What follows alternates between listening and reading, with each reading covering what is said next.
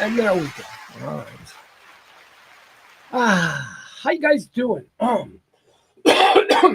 Excuse me. Welcome to the Rant. I am Pugs Moran. We do this every day, Monday through Friday, at some point in the afternoon.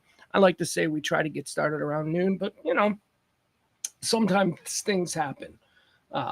Like today, God, I had the most interesting past couple of hours, and I just don't know that I can talk about it. I just don't know that I'm allowed to talk about it. I was at the FBI. Whoa! What was Pugs doing down at the FBI offices today?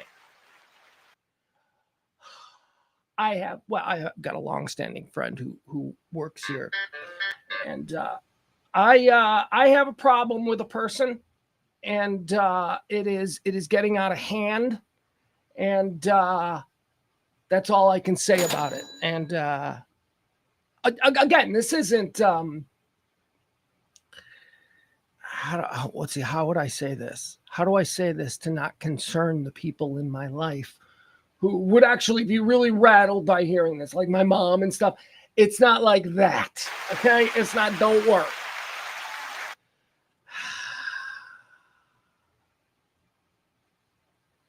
Have to have like.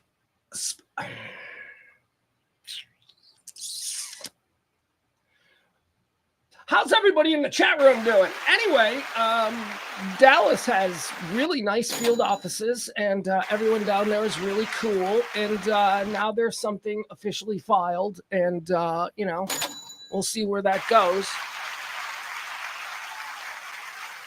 Unbelievable. Al says you have a stalker.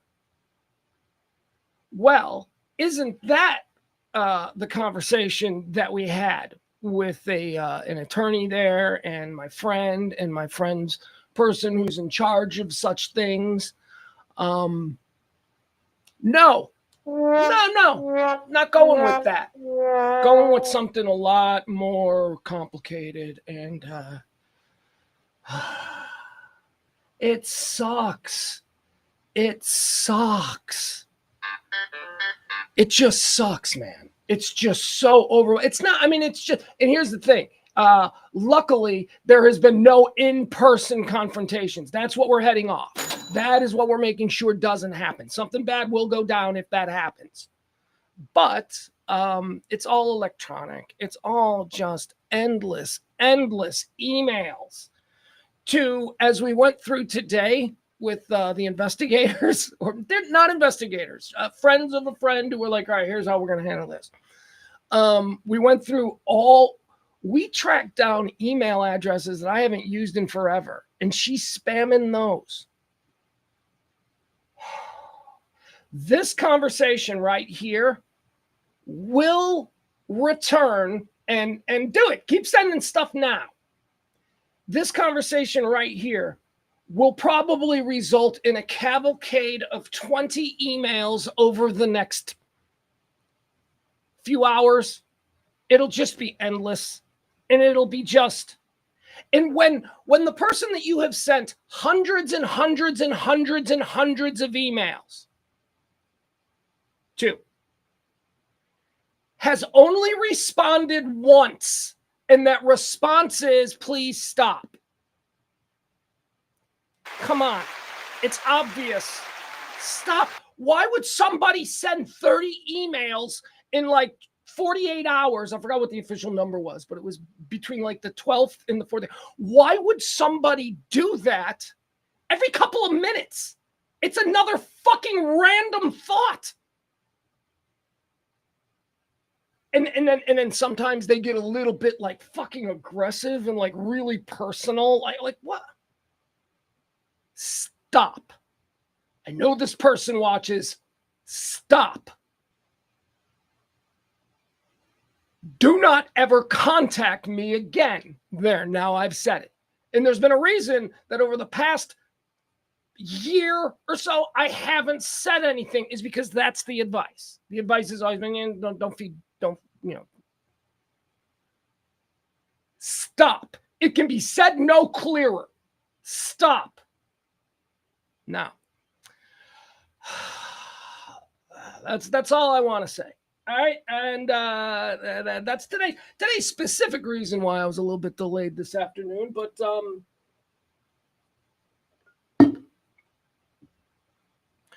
I don't want to do the next thing. And they said, based on everything that I provided, that I would be in the right to do the next thing, which is a restraining order, which means that every cop gets called within the area the minute anybody sees you anywhere I am. Stop it. Stop it.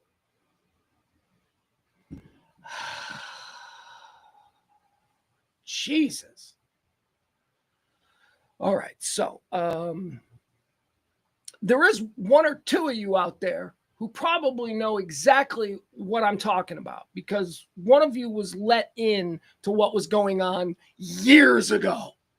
And I kind of gave that person a taste of it. Why? Because I always like to have somebody inside the control group, right? Whatever it is that I'm doing, I like to have one person to know exactly what my what's going on, right? So to that person, I would just like to say, it has pretty much been the same thing since like 2 years ago. It has pretty much been this little periods where it goes away, and I'm like, oh, that's good. I'm happy for this person. I'm happy that this person is now on to bigger and better things. And they have dreams, they've got goals, they've got all these great, amazing things that they want to do, and I want to be able to do that. But I need them to stop. I don't stop. Okay? Don't contact me again. Don't contact me again. This is not hatred. This is not like me. Oh, F this person. No, it's not. It's just, it's too much. You must see that it's too much. Stop. Please. Please. If that doesn't work, fucking stop. I mean, all right. So that's been my morning so far, going over options, explaining everything, putting things on official documents and having them filed places. Well, and I'll tell you, I wouldn't have done it except for the events of the last 72 hours of just endless. Now, just email after email after email after email.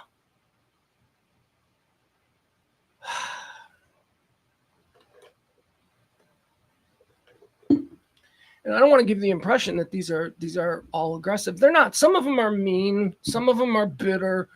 Some of them reference things that just never happened. And I'm like, I don't think that actually happened. There's over the history of this, there has been just rampant delusion about who we are to each other. I mean, it's very strange, and it needs to stop. If you haven't seen a person face to face in like 2 decades, and maybe you're not.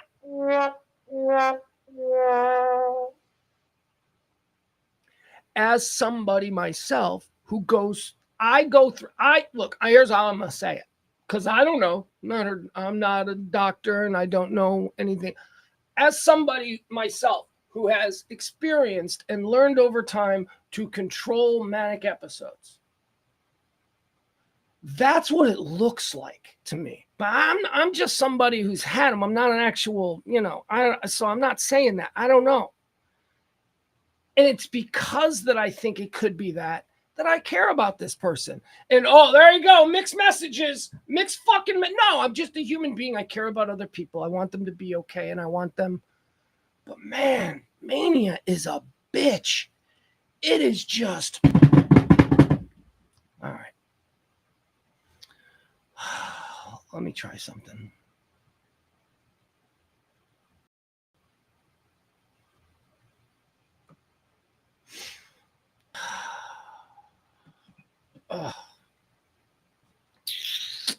Let me see. Okay, so the last one today came in at 12:10. All right. There hasn't been one since. The reason we say that one at 12:10 is because that one was the last one that was there when I went and, made everything whatever it is. Everything is fine though. Okay. That's all.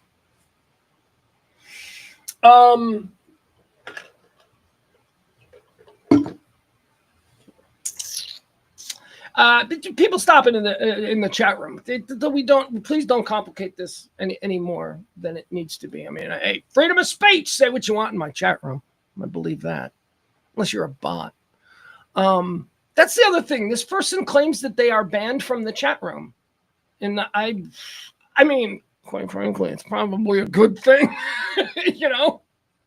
And I gotta believe that if they weren't banned from the chat room, they probably would soon be, just based on the lack of awareness of how much you're putting out, how much. But I don't think this person is banned from the chat room, unless Radio Misfits themselves did something to ban them from the chat room, which very well could be the case, because they take real good care of the show, and when they see something nutty happening, they might, and I'm not using the therapeutic term for the word nutty. I just mean nutty, just something out of the ordinary. All right. So isn't that fun? Hey, who wants to come out to trivia? We got trivia tonight. That's right. That's another reason why the Tuesday shows will be a little bit later, because I'm here much longer and I'm out much longer. So tonight at trivia, yeah. Hey, real smart. Talk about where you're going to be after you, poke the... But you know what? That's another reason why I went today. I said, this has got to stop. I got to stop worrying about this person showing up and ruining trivia. Because I got to tell you, that's been a real major concern. This person, I mean, every time I walk in, there's a picture of her. It's like, she's not allowed here, okay? Don't be mean to her. Don't, unless she reacts poorly. And she might, but just please be very nice and just tell her that it's not happening. So anyway, can you believe I have to do these things? Can you believe I've got like 30 listeners and like one of this? These are the problems of a much more successful podcaster. These really are. Isn't that me? That is so fucking me. Jesus. All right. Let's say hi to the chat room. Let's say hi to the good people that are there, and let's talk about. Oh, that's right. I was in the middle of promoting what's next. Right, trash trivia. That's tonight. 4060 Beltline Road in Addison. I don't want to say that this whole situation means that I would really like to see some friendly faces, but whatever. when there's very few people there, it's easier to pick out the one you're going to run from. 4060 Beltline Road. It is trash trivia. We got all kinds of prizes. We gave out weed last time. Well, legal weed. And I don't know. You can ask one of our sponsors of trash trivia, the incredibly cool folks over there at Sacred Oils. They give out, we've got these big bags of gummies, like, the legal THC gummies. I think, certainly David, the king of trivia, he gets them. Bill, I'm sorry, David. Oh, I just said a name that I was thinking about another related subject. Sorry, Bill. Oh, Bill. Bill and April, I think they both got bags of the gummies. So winners get bags of gummies. Winners get stuff for gift cards and stuff like that. It's trivia. It's trash trivia. I write all the questions. I'm gonna have to write a good category of questions today because I'm almost full. I just I want to tweak it a little because I like the questions to be a little bit special. Celebrity deaths, we'll do that. I'll tell you because that was popular last time. Last time I think I did a category on celebrity deaths. We'll do that again. I'll tell you the gruesome and cool ways that celebrities have lost their lives. And, then you tell me that celebrity or the movie or whatever it was, but people die in movies. And general knowledge, I got a whole bunch of funky, like, general shit that you people should know. Everybody should know this stuff. Like, what was the one I did last week that I thought everyone should know and nobody did? Oh, yeah, I asked the question, do identical Do identical twins have identical fingerprints? Yes or no answer. I can't believe how many people got that wrong. Like a bunch of people are like, yeah, no, that makes sense. Identical twins, identical fingerprints. I'm like, dude, that upends our entire system of incarceration if that's true. We got to go look at everybody who's got a twin. Do you know how many twins exist? They don't even know they're twins. People in jail, they're like, I didn't do it. And with their twin brother. That's not how it works. So I'll have a couple more fun questions like that. That's tonight at the back nine. Trash trivia with myself. Hopefully Bill will be there. I feel like Bill now is forced to be there every Tuesday, and he's not. It's just by the grace of God that Bill has time for us, and he comes out and he waxes the floor with all you dummies. So I hope the King of Trivia shows up again. That better be good. That'll be good. All right. Let's see. What else do we want to do before we get started? I'll tell you what. All right. We'll just get started this way. I'll just tell you. We'll jump into the show. Why not? It's 2:00. Welcome in to the Rant. I'm Pugs Moran. Let's see. What do we do on the Rant here? We tell you about the world. We talk about life, and we just kind of hang out together every day for a couple of hours. Right? That's what we do.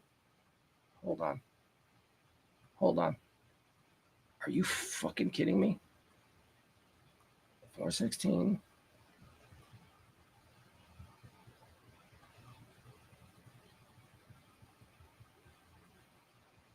Hold on, guys. Hold on. I'm missing something all of a sudden. Like the entire show.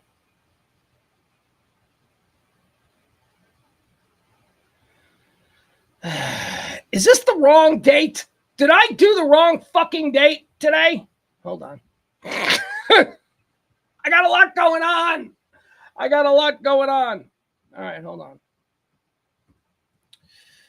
We might just trash the show because I got enough. I'll do stuff. I got stuff I want to talk about. We got all kinds of good stuff to talk about. But let me just see something.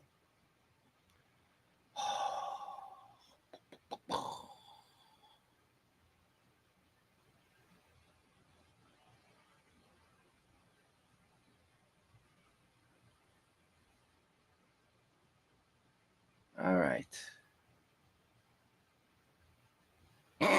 You guys, I'm sorry. I had a major accident here.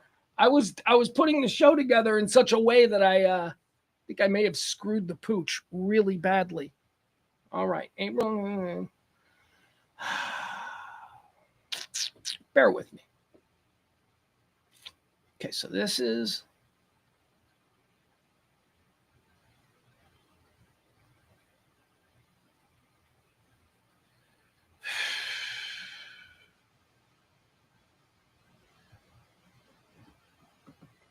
oh, this is really bad if this is true. Let's see. Because I got some good stuff.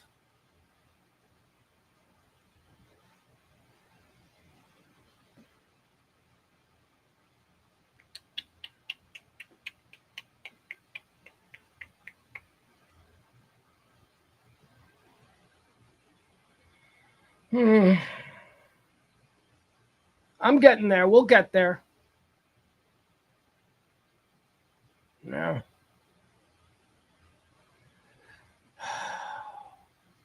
Oh, this is. I'm. Just bear with me. The show. Just pretend the show starts at 2:30 because this is bad.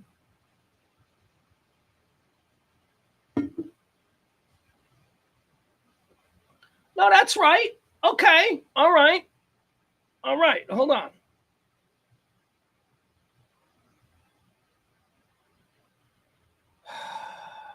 Oh, no.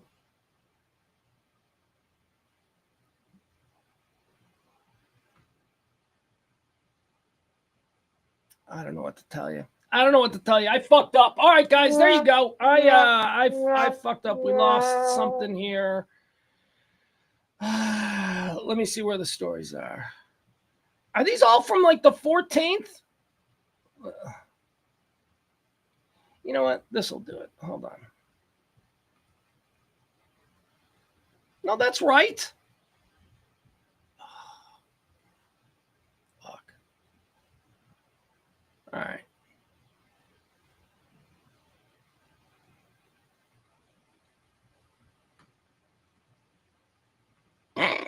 I'm sorry. I got everything out of order. All right, so this is actually for the 15th. Oh my God, I suck. See, what I did was I screwed up. All right, there we go, 15th. Now let me make sure. I mislabeled something and everything looked wrong. And I thought I deleted everything. There you go. We got it. I just mislabeled. And I was like, that's from yesterday. All right, now the show can start for real. Oh, my God. That was also weird. All right. Yeah, look, I mean, we're hemorrhaging people because of that. Now I'm all confused. About what we're going to talk about today, but I got it. It's just mislabeled, and we'll figure it out. All right. Should we start again? Let's start again. Let's do this. Let's cleanse the palate with some chat room talk. Hi, chat room. Let's see here. Well, everybody's commenting on what I said to start out the show about what my day was. April 15th, she's pointing out tax day. That's right. All right. I thought I just lost my eagle.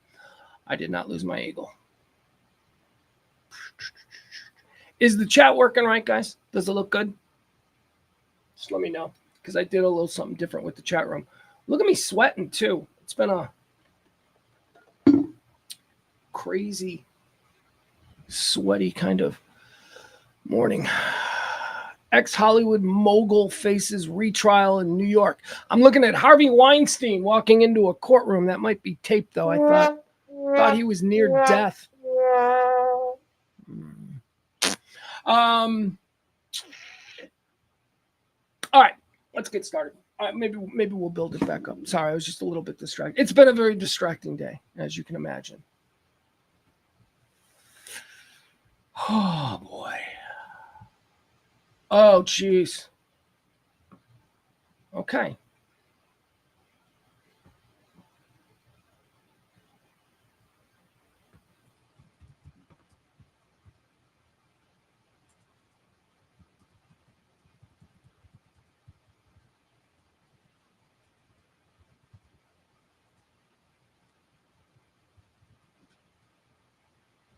All right. And we will continue. Sorry, just distracted by housekeeping.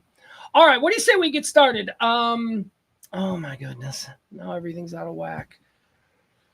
It's the 15th. It's the 15th day of April. Nobody gives a shit how many days have passed, and I probably care even less about how many until the end of the year. Sports Bras. Hey, are we recording tomorrow, Sports Bras? 7 o'clock? I think I got a 6:30 like meeting, like us here in studio with somebody. So I'm thinking 7 o'clock. 7 o'clock, good. Don't know if we're gonna live stream it. Should we live stream the Shock House? How we figure out what we're doing there with the Shock House? I don't know. We'll see. We'll talk about that before we go on. Anyway. All right. Let me know, CC. Here's one of the things that here's a nice palette cleanser. Okay. Okay, fine. We'll just do it. I don't care how many people I lose with this. Some people tune into this show because they enjoy my enthusiasms. And let me tell you, the last 48 hours of my life have been completely overwhelmed with my enthusiasm for the show Love on the Spectrum. Yeah, I want to talk more about Love on the Spectrum because not only did I finish season. Do you guys know what Love on the Spectrum is? Okay, quick recap.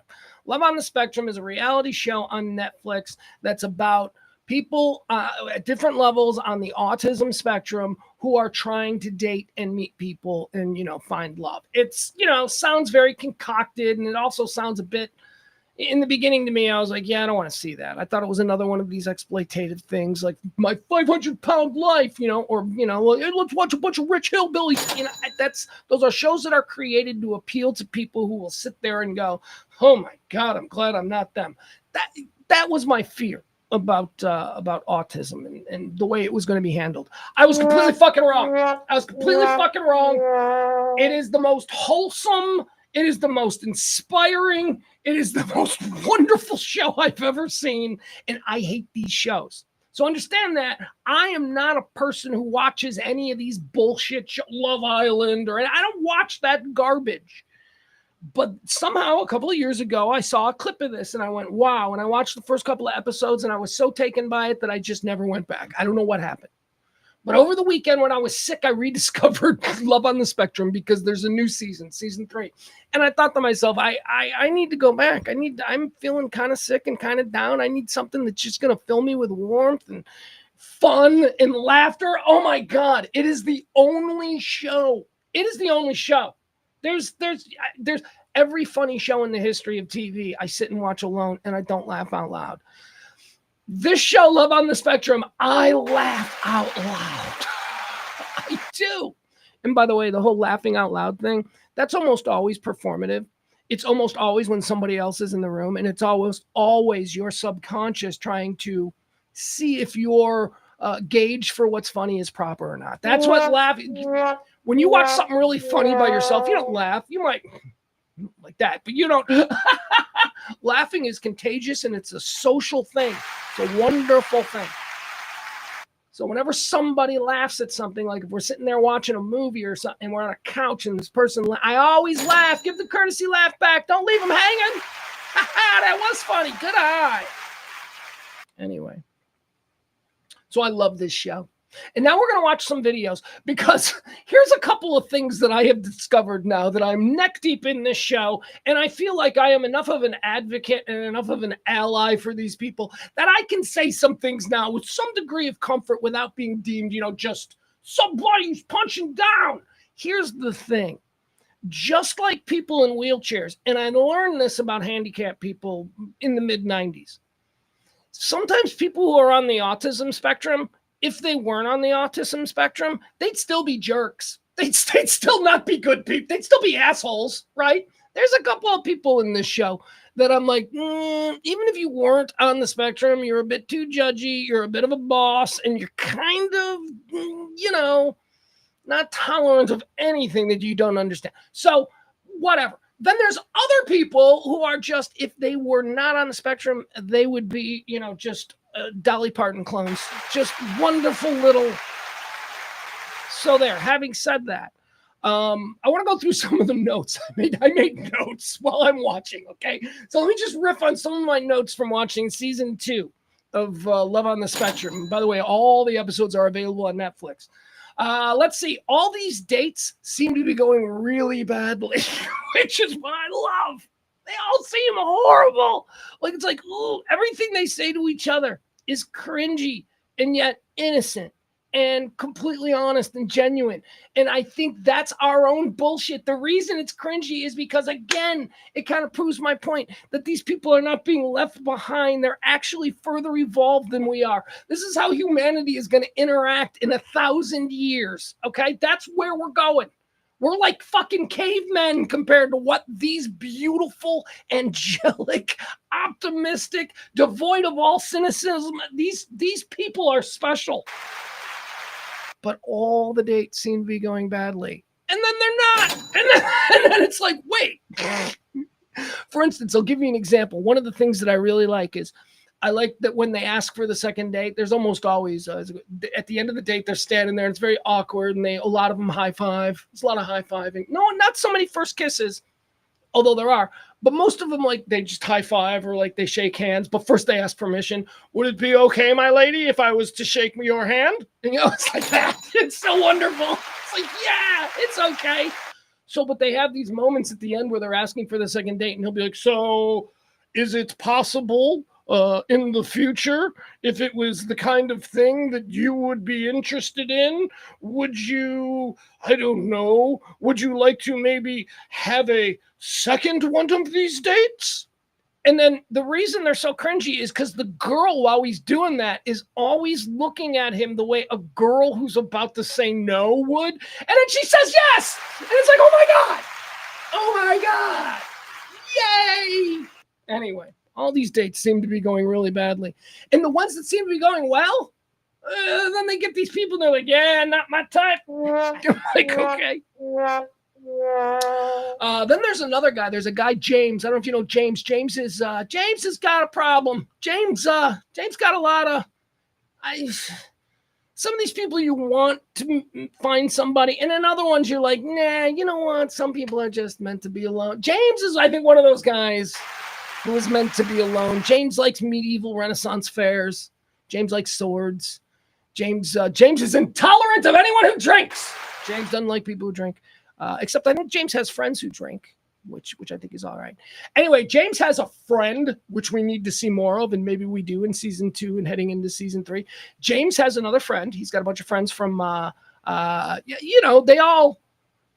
there's programs where, like, people with the same relative area of the spectrum, they hang out and become friends. It's very nice. It's our public tax dollars, which I'm happy to pay for those kinds of programs and communities for people like this. I know you're not.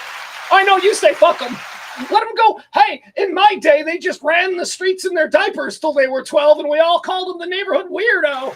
Why can't we go back to that? All right, so that's one way of looking at it. Not my way, maybe yours. So anyway, he's got this friend. I think his name is James. And James has a kind of autism where everything he says, no matter what it is, sounds like he's delivering a line from one of his favorite movies. You know these people, the people who just do movie lines all the time, right? Like, I don't know. Now I can't think of a movie line. Play it again, Sam. James is my favorite. James, everything James says sounds like he's saying a line from a movie. I love James. James has big side. James loves Elvis. James has giant sideburns and a big Elvis pompadour. He wears leather jackets. He looks kind of cool. He does. He's got a cool kind of vibe about him. And then you realize rather quickly that James is, cool in a different way, cool in an interesting way.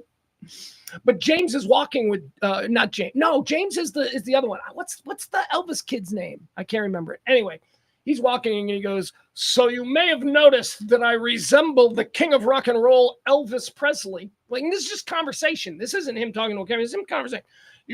Well, it has been my determination that women are crazy for Elvis Presley. I'm like, okay, you go, dude. I mean, I think you're spending a lot of time around your grandma and her friends, but, whatever. I love them. Love on the spectrum. Let's see.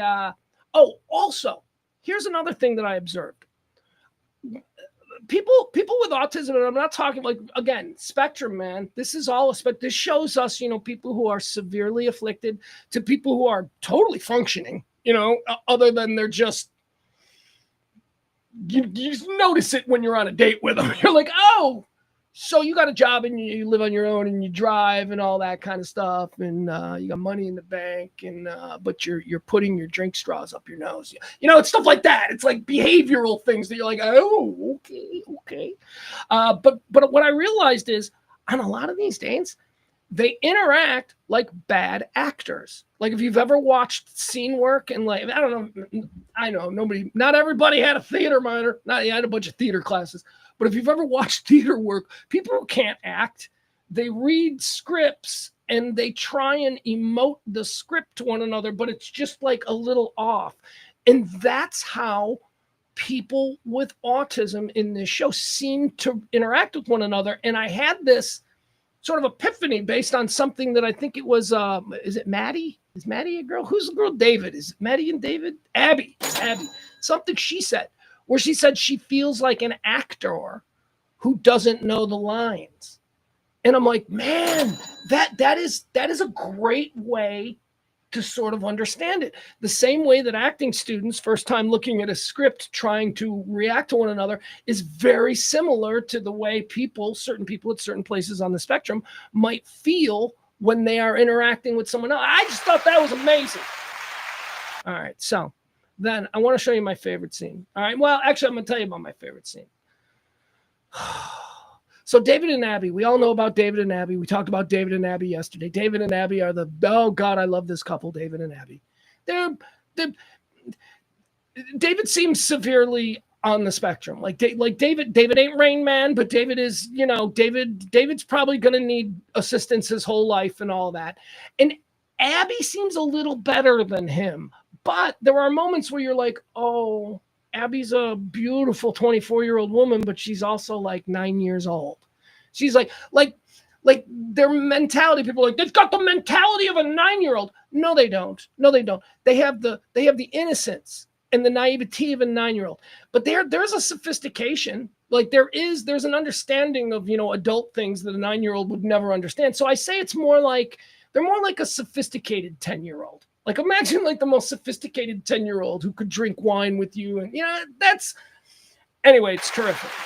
So David, apparently David's family comes from money. It was mentioned yesterday in the chat room and people were like, oh, David's family comes from money. I hadn't gotten to that point yet, but David decided to take Abby, his girlfriend, on a trip to Africa. The first day they met, they were like, I like Africa. It was so cute. And they bonded over lions and animals.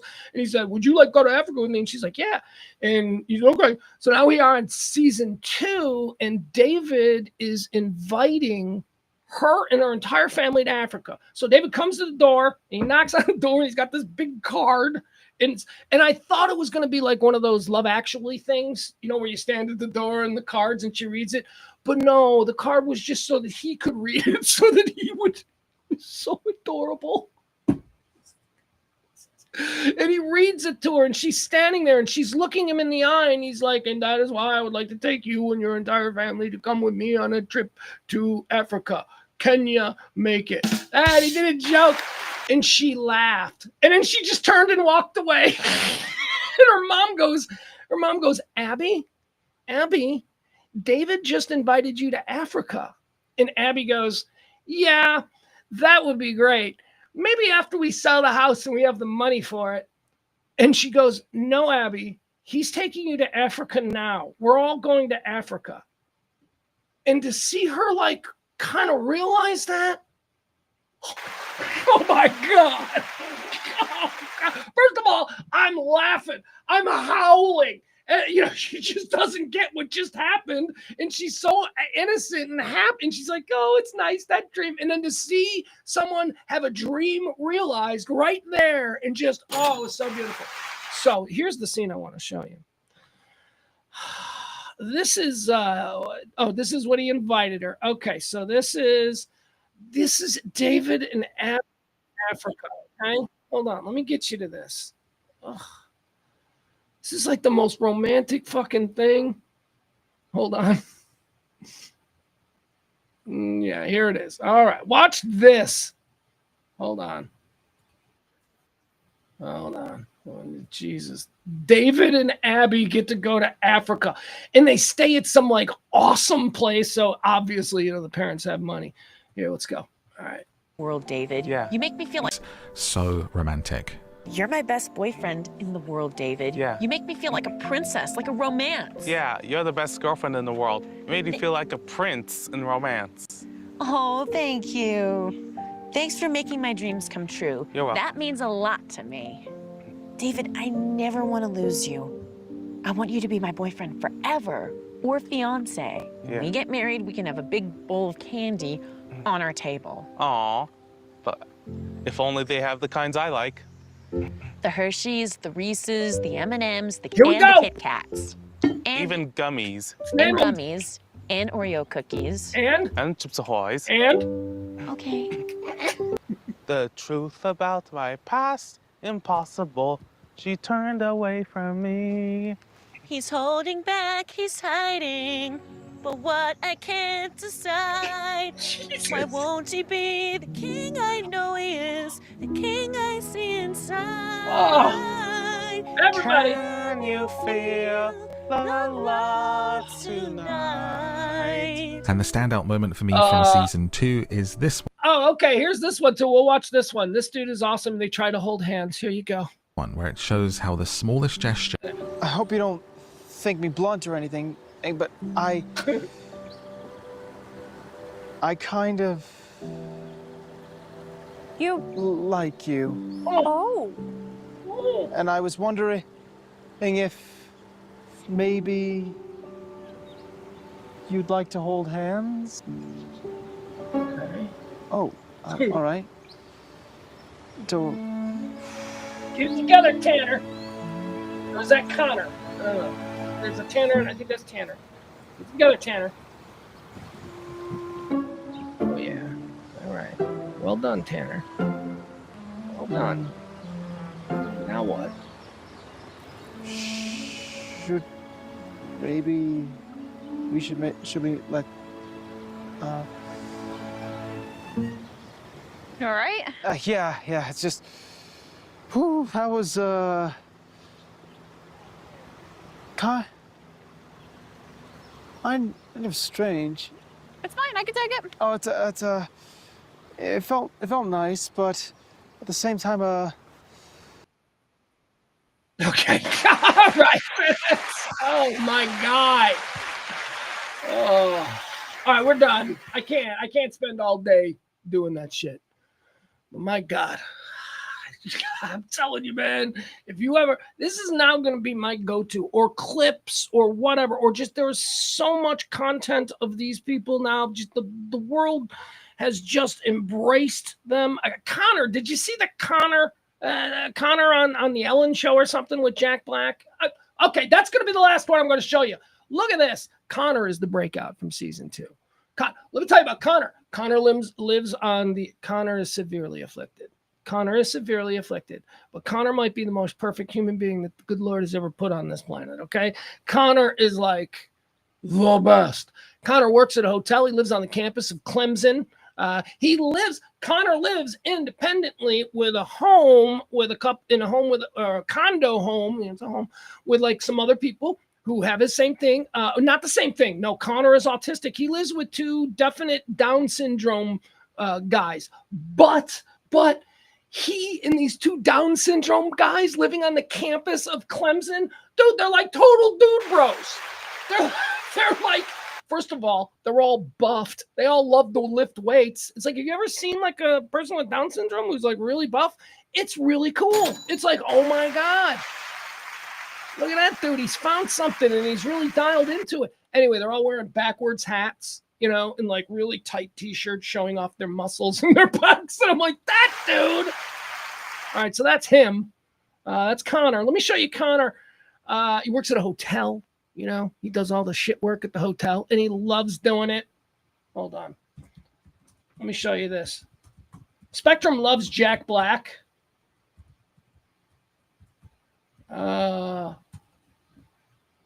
Where is it? All right, let me see this. Is this when was this? This was a while ago. Oh, all right, here you go. All right, hopefully it's just the clip. All right, it is. It's just the clip. Here we go. So this was I don't know, a while ago. But anyway, it's our boy Connor. He was on the Kelly Clarkson show, and he loves Jack Black. And look what happened to Connor.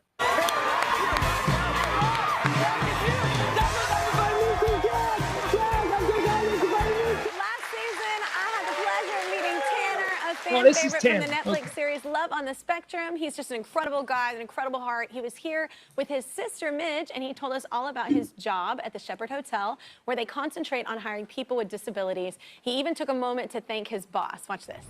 Sam, I want to thank you for letting me have the job at the Shepherd Hotel, and thank you for being kind and patient, and thank you for showing me how to be independent, Mr. Rick. Well, I appreciate it. Thank you. Thank you. This guy, this son of a bitch. This is the man. Let's welcome back to the show Tanner and his sister Midge. Give it up. All right, Tanner. Well, it's great to see both of you. Let's get to the real point. Y'all love Tanner.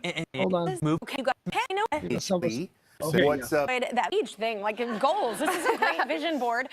So we know how much that you've enjoyed that video. So we asked Jack if he could make another video for you. So check this out. Okay. What's up, Tanner?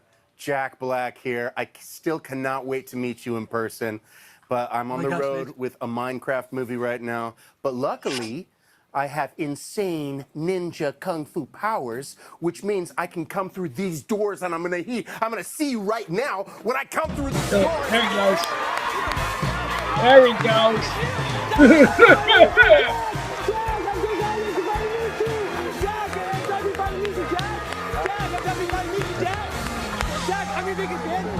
Actor and a good singer, so I'm happy to meet you. Jack, I'm happy to meet you. Hey, Jack, this is Midge, my younger sister. Great to meet you.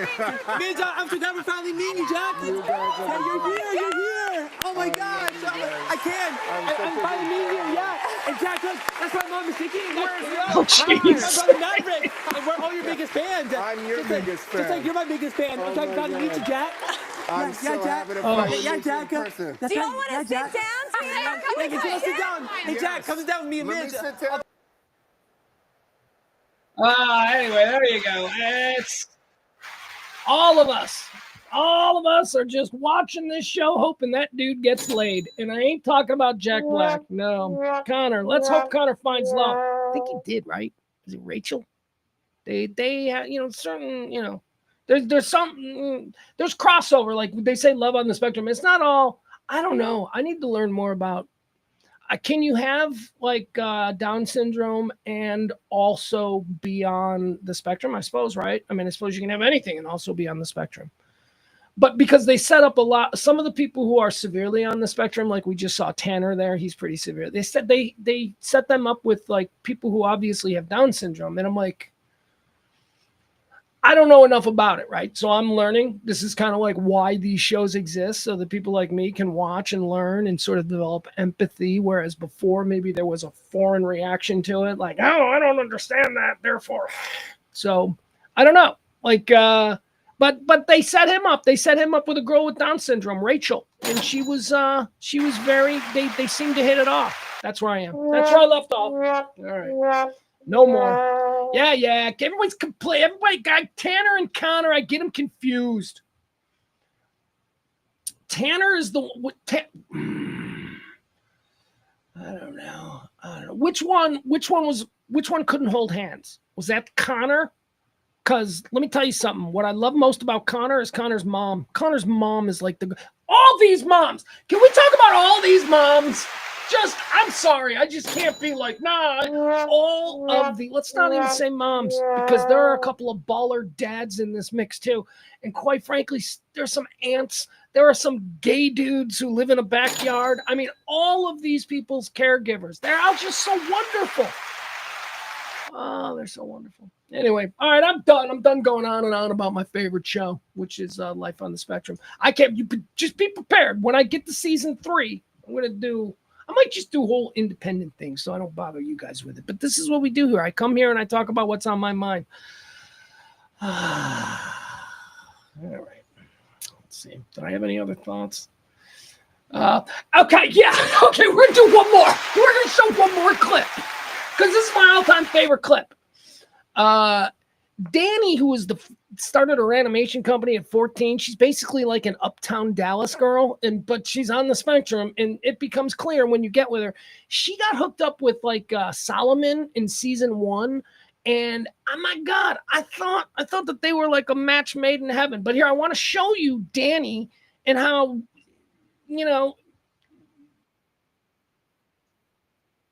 hold on, here we go. All right, so yeah, this is Danny and Solomon. And, you tell me, what did Danny do wrong here? What did Danny do wrong? I love Danny, but Danny is a little bit too much acting like she's directing one of her anime projects, right? She eliminates everybody if they can't link what they're doing to her animation. Like, for instance, she was with some guy and he's like, oh, I'm an engineer. And she looks at him and she goes, well, I suppose that there's some ways that's like animation. And I'm like, oh, Danny, you got to stop it with the animation thing. Like, what's wrong with you? And then I'm like, oh, yeah. Sullivan, oh, he is so attractive. I mean, not just attractive from the looks, but also like we have something in common, helping people of different disabilities, including autism, be themselves. And like, oh, I'm just so nervous. And oh, by the way, I'm just in love. We also share lots of hobbies. Did you just say you're in love? Yes. She just met him. And she's in love. Let's see. Hey, come back. Hey. I'm just so authentic about spirituality and just with the law of attraction. Like, I just love it. So I want to tell you about my take on Solomon. He's the one that I think might just be an out-of-work actor looking for a little screen time. I'm not sure. I think Solomon might be, acting. Just saying. So much. Attraction, like, I just love it so much. So. Let's enjoy our drinks. Here we go. It's really good. So have you tried online dating? Well, I did, but I was just a little too nervous. It kind of creeped me out. Yeah. No. Bad idea. With me, online dating didn't go too well. Yeah. Because I feel like I just get judged. Gotta get to know the person for who they are. Because I told you that I'm in spirituality and all that, right? Yes, you sure do. Tell me about that. I love it. It's like literally I listen to. You okay? I am in love with you. Huh? I think you are so hot.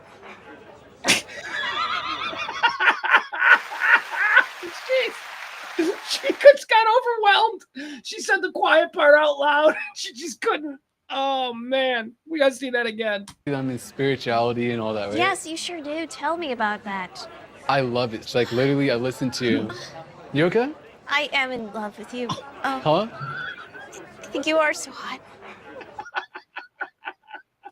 All right. Oh, that girl. Hey, what happened to my eagle? I gotta fix my eagle back here. There's my eagle. That eagle's only a 1 hour eagle. Come on. God, you're so hot. I mean, those are things you're supposed to keep inside your head. All right, there you go. Low of the spectrum. You're the best. All right, let's see here. Let's get into some things. Let's do at least what remnants of the show we have left. Let's run through some of the things that have. Oh, again, one more time. Trash trivia tonight, ladies and gentlemen. Come on. 4060 Beltline Road in Addison. Probably got more free gummies to give out. We got all kinds of gift certificates for stuff. Trivia. I write the questions. I'm on the mic. Let's go. Have some fun tonight. 7 to 9 at 4060 Beltline Road, the back 9. All right, let's do quarter one, we call it on this show. It's antecedently on this day. We'll talk about a couple of things that have happened on this day in history. And here's the reason why I'm not skipping over this. Today's a big day. There are not a whole lot of things that I'm going to mention here that occurred on this day in history, but oh my goodness, there are certainly some things that need to be mentioned. On this day, antecedently in the year 1865, we talked about it yesterday. President Lincoln dies. Okay. He'd been shot the previous evening by actor John Wilkes Booth. 3 hours later, Vice President Andrew Johnson is sworn in as president. That's a pretty big deal, right? I mean, as far as just like things that occurred on this day, Lincoln dying, that's a big one. It changed the course of America. Did it? I don't know. Probably. I'm sure somebody wrote that the next day. The man who changed. Antecedently on this day in the year 1892, here's another very big one. The General Electric Company is formed. Happy birthday to what was once the world's largest company. GE, General Electric, formed on this day in 1892. Okay, so that's kind of a big thing in the world of business. We know that Abraham Lincoln is the big thing in the world of humanity. How about this one? 1912. The British passenger liner Titanic sinks in the North Atlantic on this day at 2:20 a.m., 2 hours and 40 minutes after hitting an iceberg.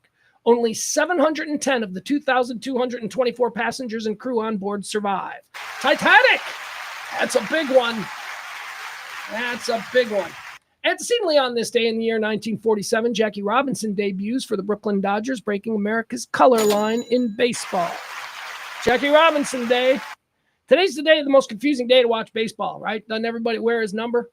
Or is that a different day that's designated somebody? I don't know. It should be on his birthday, right? His birthday falls in the baseball season. Very good. Antecedently on this day in the year 1955. Okay, so we've established those are all pretty big events that have happened in the world, right? The Jackie Robinson thing is a big thing. British passenger liner Titanic sinks, big thing. General Electric is formed, big thing. Abraham Lincoln assassinated, big thing. How about let's go a little bit of modern American culture? Because it was on this day in 1955 that McDonald's restaurants date its founding to the opening of their first franchised, fully run by Ray Koch. Oops. That Des Plaines McDonald's. The first real McDonald's, as they like to say, in Des Plaines, Illinois. I've been there a couple of times. I mean, not just because we'll go to the first McDonald's, but because I was in fucking Des Plaines and we ate at McDonald's. And people are like, this is the first one. I'm like, yeah, well, they haven't cleaned the bathroom since 1955. So, and secretly on this day in the year 1889, 1989, the Hillsborough disaster. Oh my God. I include this because once I started looking at all the events that happened on this day, I went, you know what? This is a day where absolutely every single one of these stories has either been made into a movie, been turned into numerous documentaries, and are things that are absolutely well noted in modern society. This is no different. Hillsborough disaster. Have you ever seen that doc? I think it was I know there's a 30 for 30, but it was also HBO like years ago, 20 years ago or so. I think they had a documentary about it. This was a human crush that occurred at a stadium at Sheffield, British sports. Basically, it would be like if 100 people died being crushed at a Yankees game. Right? It was like one of those. It was a big deal. The Hillsborough disaster, as it's known, occurred on this day in 1989. All right, keeping with our theme of things that have occurred on this day that we know from movies and books and endless TV conversations and documentaries, it was on this day in 2013. It's Patriots Day in Boston. That's right. 2 bombs explode near the finish line of the Boston Marathon, killing 3 people and injuring 281 other. The Boston Marathon bombings occurred on this day in 2013. God, honestly, that seems like just yesterday. Just yesterday. All right, the last one here. 2019, Notre Dame in France burned down. Remember that? When Notre Dame in France burned down? I just watched a documentary about the rebuild on that. So there you go. That fits. Big day. A lot of shit happened on this day, man. A lot of big stuff. All right, let's move on to birthdays. Q2. These are people born on this day. Let's rip through some of these. Let's see here. Birthdays. What do we got? Leonardo da Vinci. Man, if you're born on this, like I always like to say, who's the coolest guy born on your day? Like who do you share? Who's the winner? Are you cooler than, I don't know who was born on your day. Well, who's the most badass dude born on your day? I always think I got a good one. I'm like, come on, I'll take on everybody. Dude, I share my birthday with, I mean, look, people who are born on Christmas, right? They're like, ta-da! Okay, so good. You're born on Christmas. You got ripped out of presents because you never got the full load of presents that you would have got if your birthday was on a different day than Christmas. They just mixed it together. Some people got you one thing and said, it's just a birthday Christmas gift combined. And that sucked for you. So congratulations. Yeah, you were born on the same day as Jesus, although, the experts will debate that. But whatever, we'll go with it because it's popular perception. You're born on the same day as Jesus, and you never got good presents. That's all I'm saying. That's all I'm saying. You never got the full load of your childhood present haul.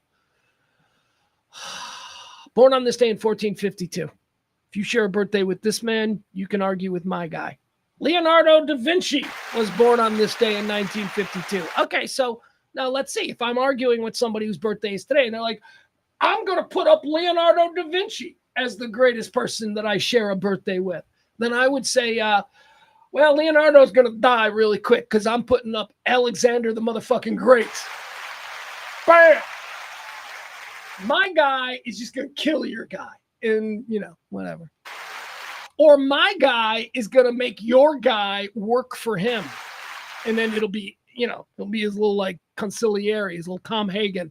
Could you imagine that? Oh my God, Alexander the Great would have ruled the globe if he had had Leonardo da Vinci as his Tom Hagen. That's the movie I want to see. Make it happen, Jamie. Born on this day in 1912, Kim Il-sung. Yeah, he's the son of a bitch from that. He's the North Korean general and politician, the first supreme leader of North Korea. He's like the great granddad, the dude who started all this shit there in North Korea, so fuck him. Born on this day in 1933, an American icon, national treasure. How about a big hey yeah to Roy Clark?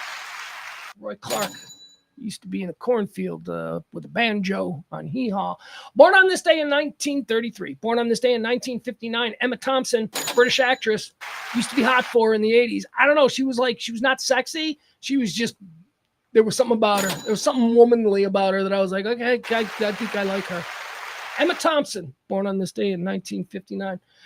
Here's someone that I was very attracted to around the same time that I was probably considered. See, I was a refined 19-year-old. I liked an Emma Thompson, but also Samantha Fox. Born on this day, Samantha Fox. Touch me now. Let's take a look at Samantha Fox. Let's see what she was getting into. Why did she have my attention back in the day? All right, yeah, let's check this out. Here we go. If the show's gonna get banned, may as well get banned watching Samantha Fox. Who's with me? I'm not.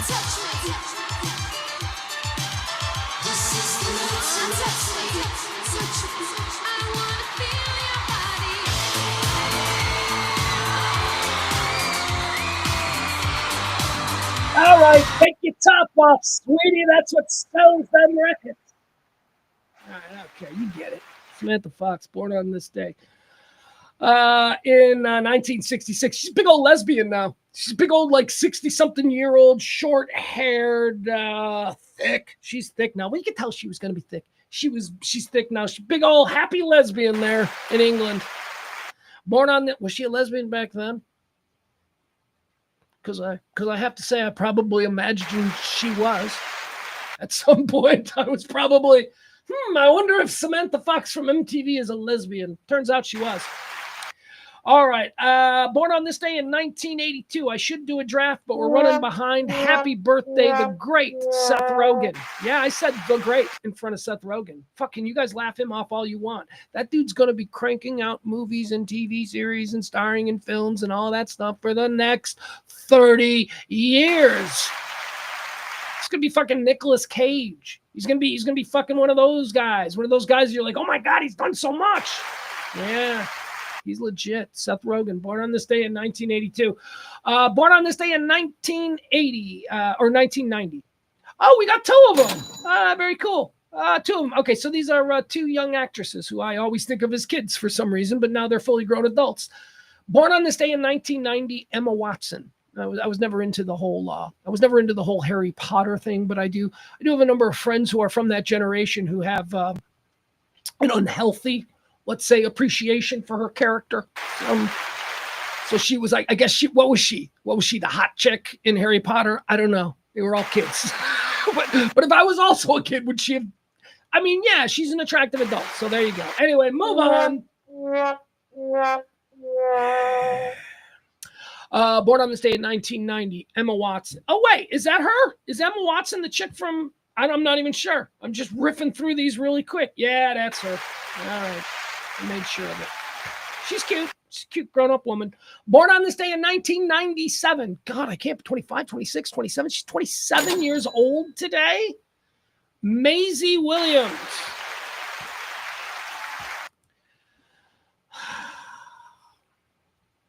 Arya Stark. Arya Stark from Game of Thrones, our hero. Oh, God, I loved her. A girl does what a girl does. A girl has no name. A girl has no face. Whatever that was. She was awesome. Happy birthday to Maisie Williams of Game of Thrones, born on this day in 1997. All right, now let's get into these. These are deads, people who died on this day. We stand in judgment. We decide, where did they go? Did they go to heaven or did they go to hell? First and foremost, I know I got a rule about politicians, but it's Abraham Lincoln, and I always say that all politicians go to hell unless you're Abraham Lincoln, Franklin Delano Roosevelt, Winston Churchill. Yeah, I put Churchill in there too. We've tested that. So Abraham Lincoln is going to heaven. Fuck off. Get out of here. Sorry. Born on this day dead on this day in 1990. Let's decide where Greta Garbo went. Greta Garbo. Oh, Greta Garbo was, imagine if Meryl Streep never did an interview and was never seen in public other than the few films that she did back in the 1980s and then disappeared forever. Because that's Greta Garbo. Greta Garbo was considered the greatest actress of her era. She didn't like being famous. She was reclusive. Those were the stories. The mysteriously reclusive, great female actress, Greta Garbo. was seen walking to a store in her Manhattan neighborhood. Whatever, those were the reports. Here's what we know now. Okay, here's what we know about Greta Garbo. Greta Garbo's big old lesbian, and she also had some really out of control schizophrenia. Boom! That's why. That's it. There's nothing mysterious about it. It was that she was an incredibly bankable actress, and there were a lot of people in her world that, were like, we could trot her out there in front of the cameras, but first of all, her personal life, a little reckless about her personal life, but also, she's not, she's a little bit, didn't have a name for it back then. Bipolar is what they say now. Also depression and all kinds of things. She was very messed up. She was an extraordinarily beautiful woman and a great actress. And she seems to have been tortured to the point where she couldn't even enjoy the great fame and talent that she was given. I'm putting Greta Garbo in heaven. Oh my God, Pugs. Pugs. What are you doing? Breaking the rules here. You've got well-established rules that politicians never go to heaven, and here you're putting Abraham Lincoln in heaven. Pugs, that would be fine. I can understand that. But what is this bullshit about actresses? You say that, dude, come on, leave her alone. I know. She was tortured, man. Greta Garbo was tortured. I once saw a documentary on her like 20, 30 years ago or something. I was like, that's that woman. All right, there you go. Greta Garbo. We're putting her in heaven. All right, fine. You want to be happy? Here you go. Here's a politician. Actually, this is a dictator. Actually, this is a brutal dictator. Actually, this is one of the most murderous sons of bitches the world has ever known. So he's going to hell preemptively, dead on this day in 1998. Former Cambodian general and dictator Pol Pot. Pol Pot, fuck that guy. He goes to hell. Dead on this day in 2021, Joey Ramone. Joey Ramone of the Ramones, American singer, songwriter, Joey Ramone. Joey Ramone, born Jeffrey Hyman. He's a good boy from Brooklyn, Jeffrey Hyman. Before the Ramones, do you know about the band Starship? Do you guys know at all about the band? Not Jefferson Starship, not We Built This City, not them. Before them, long before them, when that band was still calling themselves Jefferson Airplane, there was a band playing CBGBs and Max's Kansas City and all of those places, the Mercer Arts, all of those cool ass scenes in New York City from the early 70s, late 60s. There was a band that was very popular, sharing the bill with people like, Lou Reed, sharing the bill with people like the Dolls, the band, all the cool ass punk bands that came out of there. Was a band called Starship. And they were very popular, and they were headed by a guy named Jeff Starship. And he was kind of like a space alien from another planet. That's Joey Ramone. That was Joey Ramone.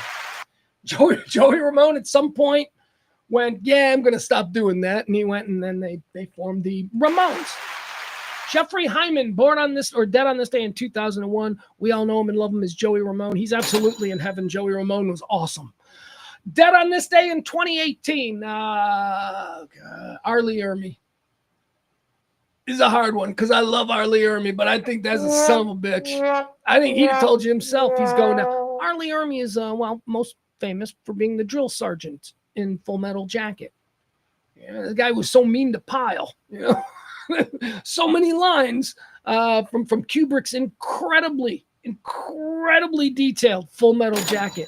About the experience of going from Paris Island to being sent to Vietnam. Oh my God. R. Lee Ermey. He's in hell. Let's not kid ourselves. That son of a bitch, that red ass son of a bitch, he's in hell, and he's known he's going to hell for at least the last 30, 40 years of his life, and he's probably okay with it. That's it. That's going to do it, folks. Those are the first three categories, or first three, whatever. You know what I'm trying to say here. First three segments of the show. I'd like to remind you all that you can support the show with a tip. We don't just pander for tips and shake the can on pledge weeks, where thank you to everybody for making it. We've kind of turned into a show where really that 1 week a month where I tell you we need something, we really doubled down on it, but that's great. And thank you. And I appreciate we make it. But hey, I'm just here to say that the tips are open all month long. So thank you if you want to support this kind of talk radio, which is a little different and happens every day. 3 years. Been doing this for 3 years. Okay, we're serious about it. This isn't the kind of show that you need to be afraid of getting attracted to or attached to, right? We're not going anywhere. We've been doing this for 3 years.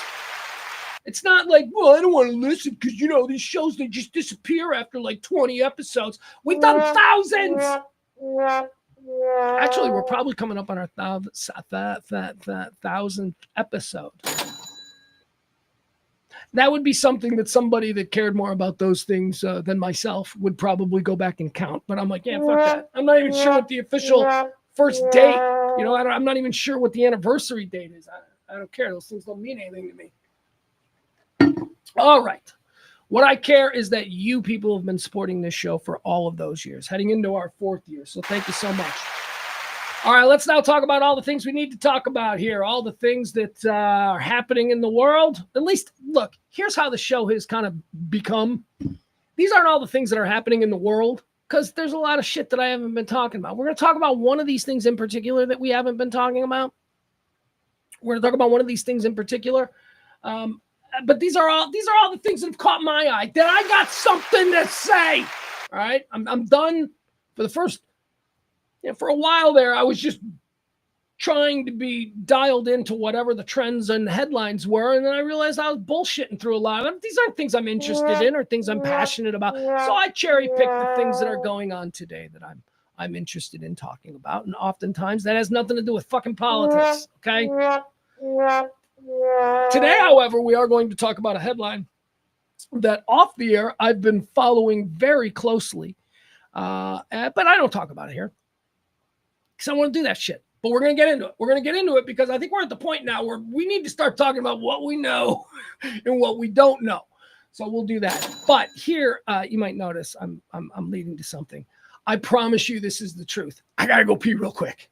Just let me go pee real quick, okay? Let me go run down the hallway and go pee. I know last time we did this, I was like, I was getting sick and I lied to you. That's not this. I swear to God. Just let me go pee real quick and we'll be right back, okay?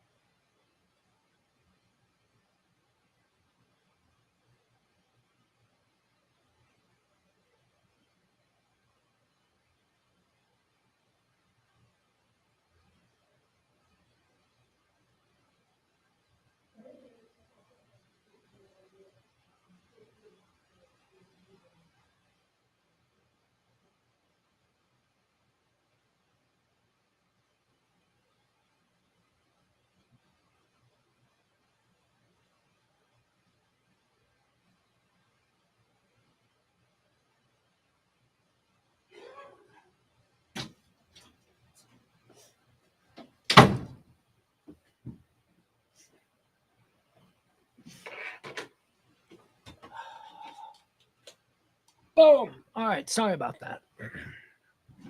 Appreciate your tolerance today. Today's been a wild day.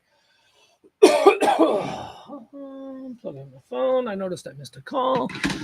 That person might call back.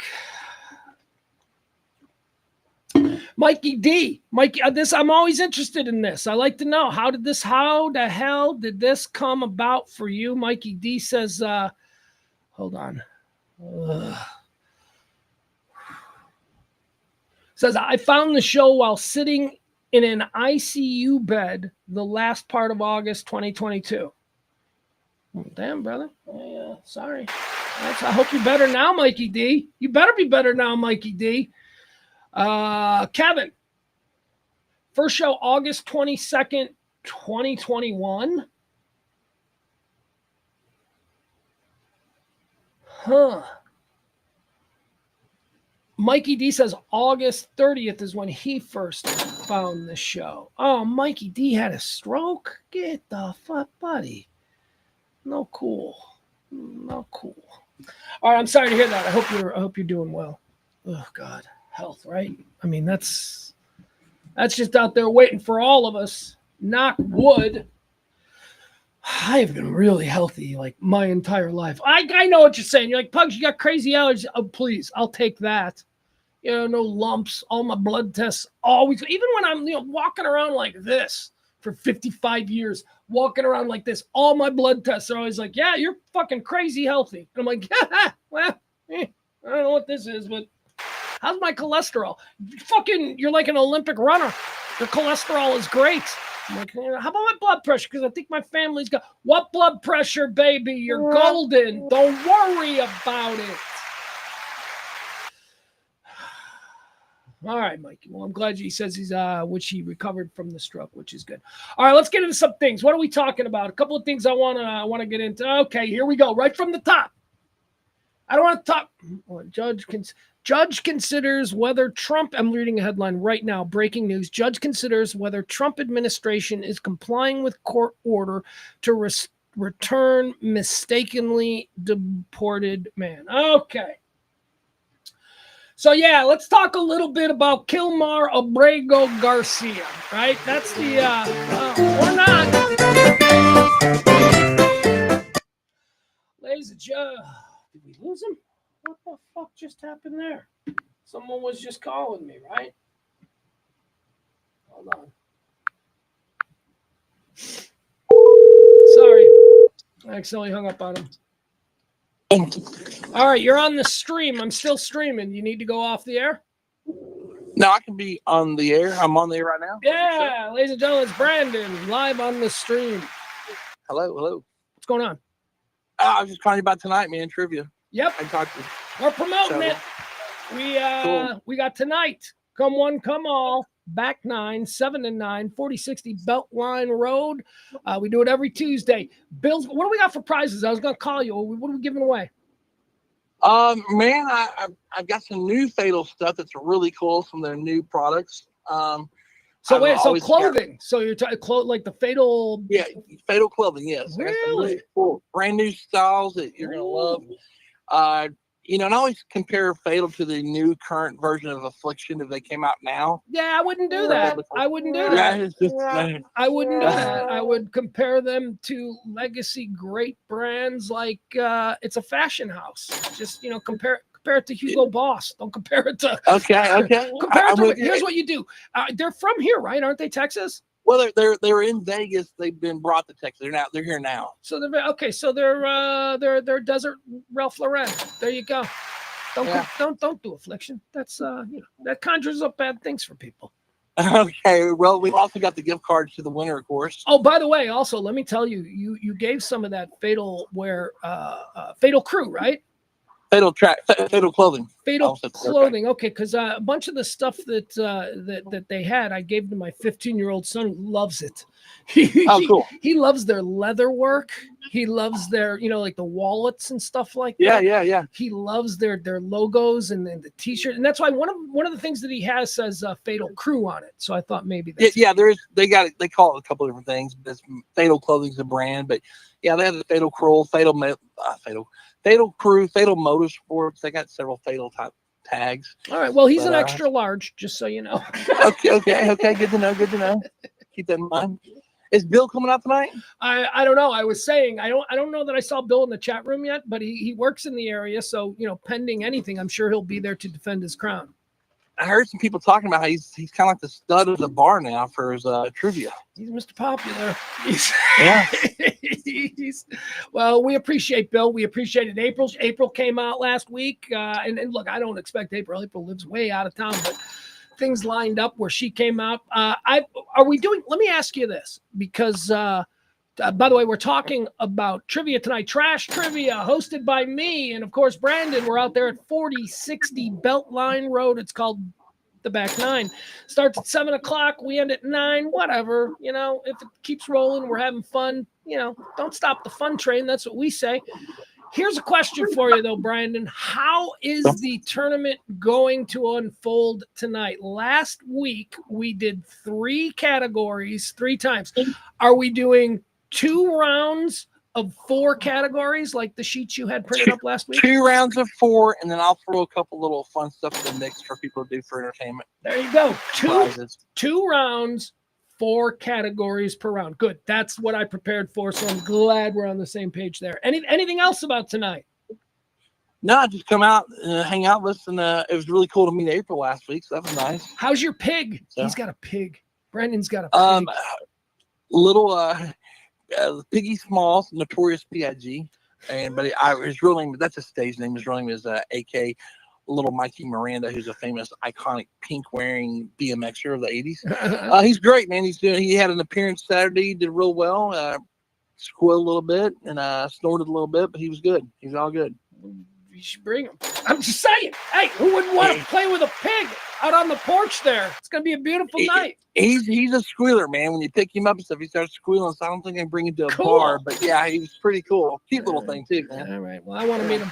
I want to meet him, and my son wants to meet him. my son. Well, there was a conversation with his parents, of which I'm one, but I caused it, and you know, he wants a pig. My kid wants a pig. He's always wanted a pig. He wants a dog and a pig. And now his friend Brandon has a pig, and he's jealous. So okay. Yeah, I thought he was going to get this pig actually for a minute. Oh well, I'm not saying that publicly. That's what I said. There's conversations being held. There are conversations being held. I got you. Cool. So we'll see. All right. Well, cool, man. All right, I'll see you tonight, bud. All right, man. We'll see you tonight. There's Brandon. He's gonna join. Well, he runs the damn thing. He's our guy.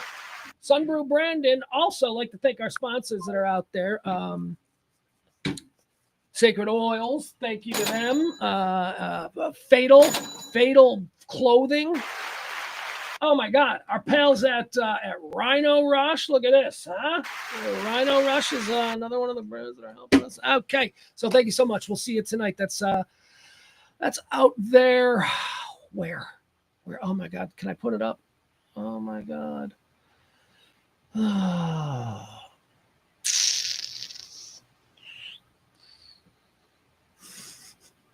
Fuck. There we go. Tonight at the Back Nine. Okay. All right, now let's get into what we were getting into. I want to talk to you guys about this big story that I've been ignoring, but it seems like it might be coming to a head to some point today. So let's go over the curious case of Kilmar Abrego Garcia. Now, he is the Maryland guy who was, by all accounts, there was a paperwork mistake. He was deported, and he's now in an El Salvadorian prison. Now, first of all, let me just say this. One of the things that has bothered me about this story from the very beginning is that the media, when they are reporting this story, they feel compelled to let us know. Before they don't even give us his name. Here's how he's referred to by the very manipulative media. Maryland father of 3 deported illegally. Maryland father of 3. First of all, that bothers me. Okay. Charles Manson had a bunch of kids. He did. They didn't say, father, cult leader, father of no. Truth be told, I don't know if Charles Manson had kids. You know who did? Gacy. Gacy had kids. Did he? I think he did. Didn't he have kids in Iowa? I don't know. Anyway, I just find that to be really manipulative. It doesn't fucking matter. The media, the person reporting the details of the story, right?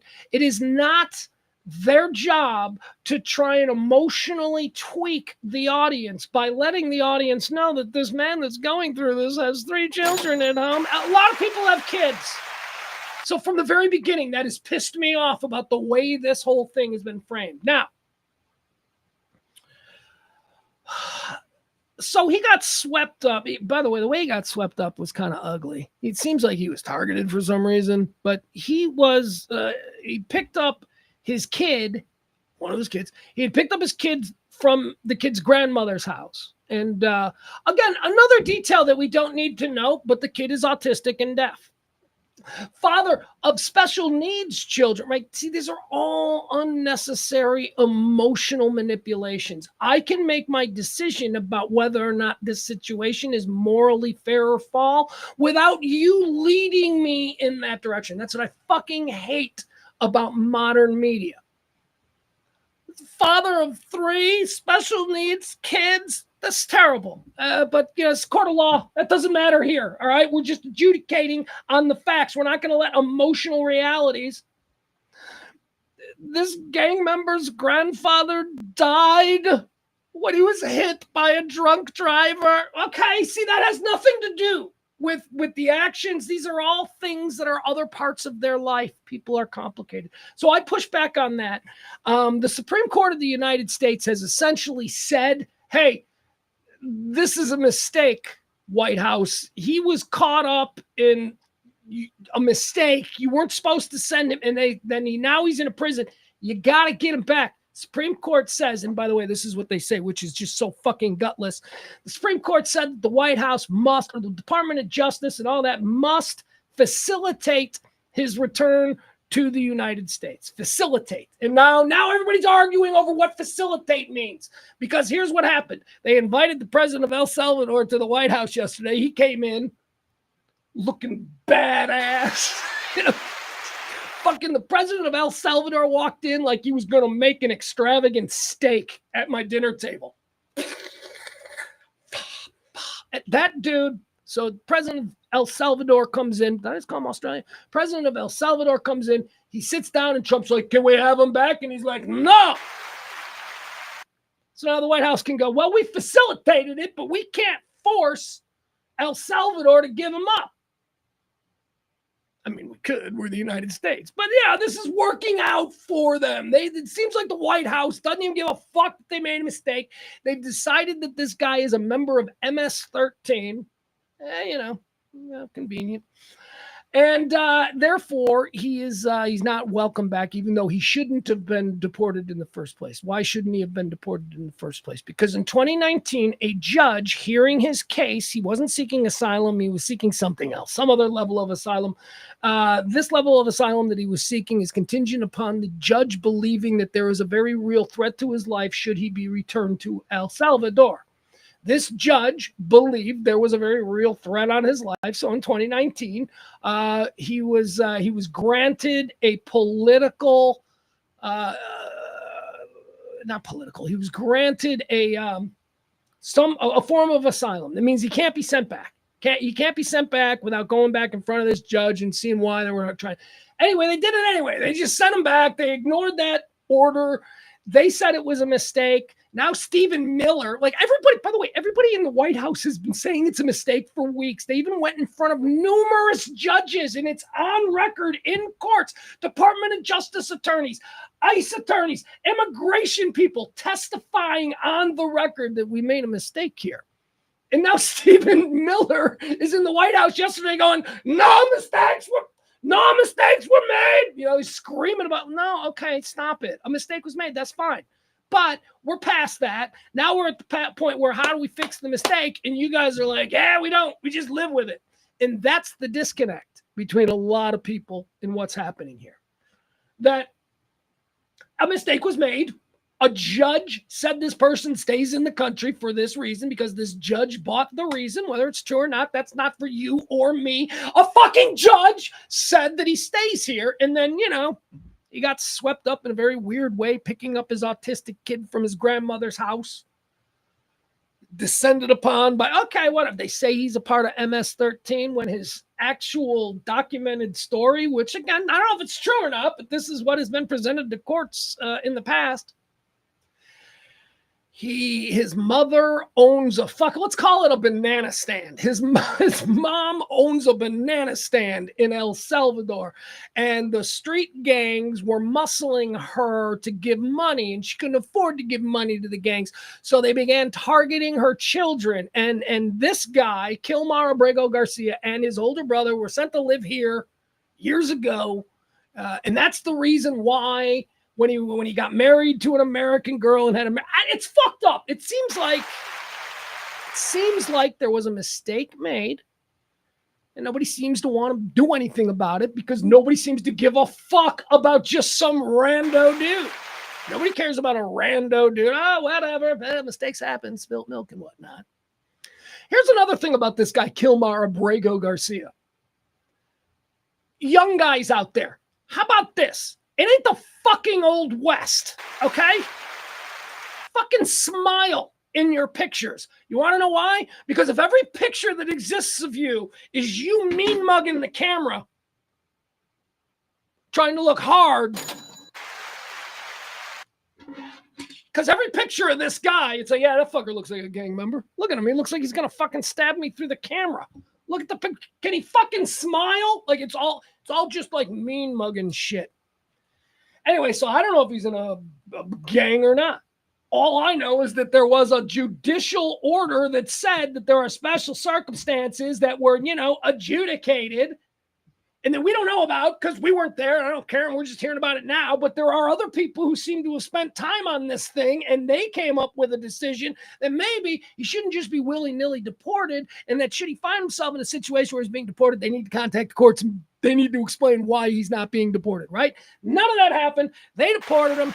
He's in some crazy jungle prison. You got people in Maryland. You got like senators and shit in Maryland. Like, I'm going to El Salvador. You ain't coming back, bro. They gonna kill you. You think this is not the time for an American to be traveling anywhere trying to rabble rouse? It ain't 1979. We ain't a superpower anymore. We're like in some weird space now where we don't know if we're safe anywhere. You don't know who thinks what about us these days. All right, so let me read you a little bit about this guy, okay? This is the story that it says that Kilmar Garcia was illegally deported from the United States, and that's a mistake. It was how about mistakenly? See, we start saying that he was illegally deported. Oh, by the way, I also need to mention this because this is real important, okay?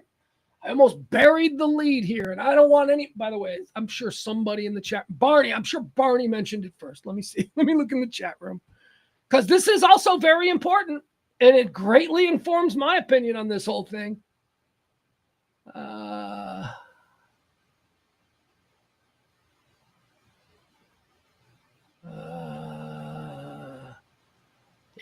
Yeah, Barney came close. I knew it would be Barney.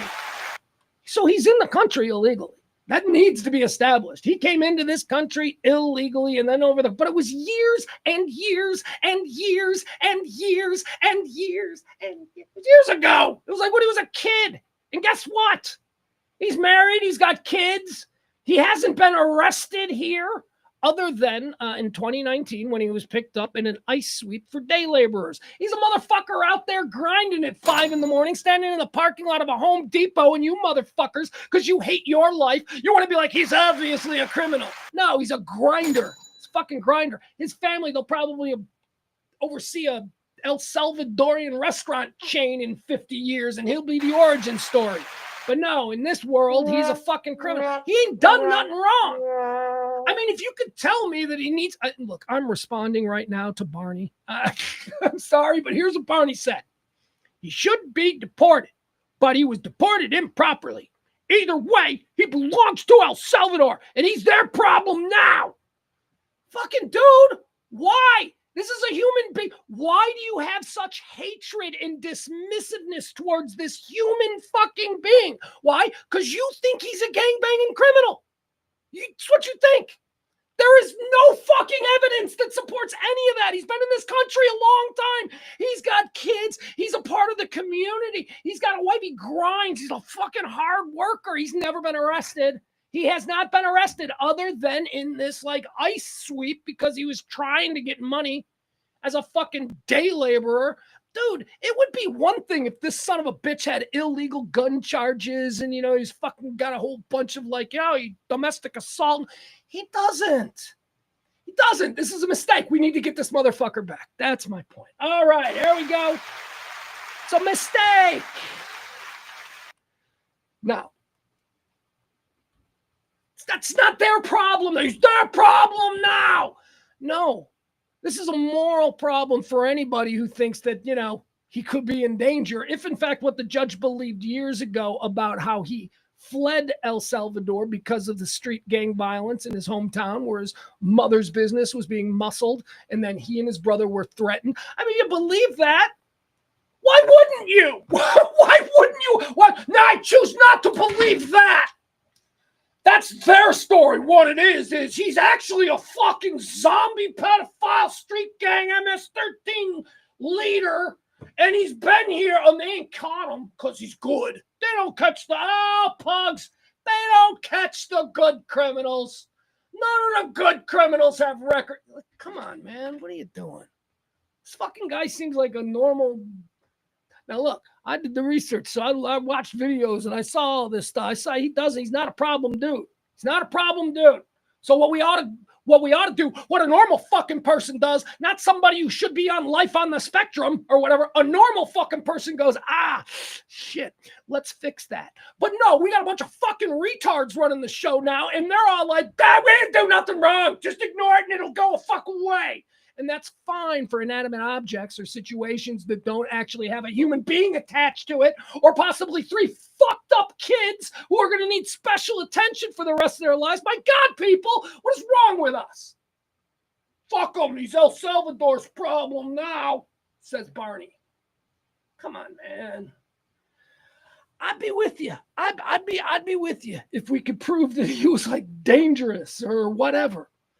But quite frankly, the Department of Justice, one of their big things against him is that he's seen wearing Bulls attire. And apparently wearing Bulls gear means you're in MS-13.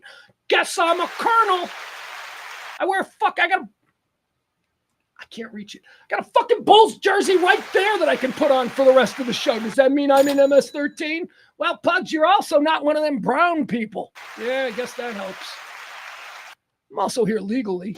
That's probably the real thing. Look,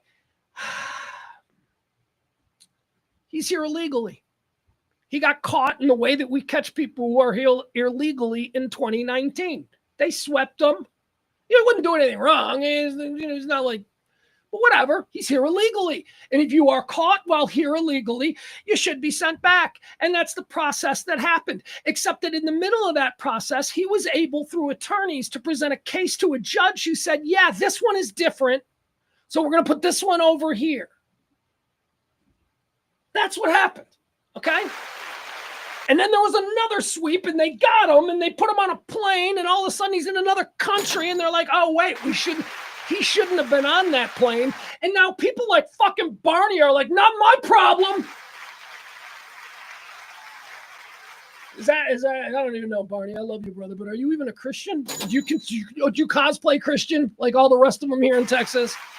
All the fake, phony cosplaying Christians who say shit like that? Not our problem. Another one of God's children, not my problem. Let El Salvador fuck it. And again, I'd feel that way if he was a bad guy. But I don't know that he's a bad guy, man. I don't know that he's a bad guy. Byron's in the chat room. He's got the White House press secretary just said something. Once you get involved, hot, fuckable Amy Schumer. That's what I call her. Woo! Byron says White House press secretary just said that El Salvador president acknowledged his past gangs and human trafficking. Well, that sounds legit. At all. Well, yeah, if the guy who sat next to the president of the United States and said, the guy from El Salvador, he sat next to the president of the United States and said, I am not returning him. You can ask all you want, is basically the attitude. Yeah, he seems legit. That's legit. That's what a legit thing. Dude, they're in cahoots. Please. This fucking guy is doing. Let me tell you what's happening because it's our next story. This guy is opening up all kinds of land to Trump's fucking corporate prison buddies, and they're going to build a whole bunch of prisons. Trump wants to send all of our fucking criminals to other countries. Why? Because they will feed and house them cheaper than we can do here in America. Because in America, we got crazy things like rights. That's what this is about. This is fucked up, man. This whole situation between this guy who came into the White House yesterday and was treated like an actual fucking statesman What we ought to do to El Salvador is send a whole bunch of fucking planes down there and just take that place over. Instead of focusing on Greenland and fucking Canada, let's go take El Salvador. We don't need that dude to be our friend. That dude is obviously a corrupt son of a bitch. So then the next story is about just that. Trump was caught on a hot mic yesterday talking with the dude from El Salvador, whatever his name is. Fucking Salt Bay, President Salt Bay. That's what we'll call him. and he was off mic, and he like whispered to him. He said, "You need to build a bunch more of those prisons, so we can send some people down there." And basically, what it was is Trump apparently suggested that he'd be thinking and he'd be interested in the idea of actually taking American citizens who are convicted of crimes, American citizens, and sending them to foreign countries to serve out their which. I mean, here we go, folks. You're either cool with that right now in the moment, which will tell me everything I need to know about you. The idea that you, a native-born American, could be sent to a foreign country to do your time for crime. Really? So now I got no protections as an American-born citizen anymore. So the Bill of Rights and the Constitution that doesn't appeal or apply to me any fucking more. What's going on here, people? What the hell is going on here? Gotta be out of your mind.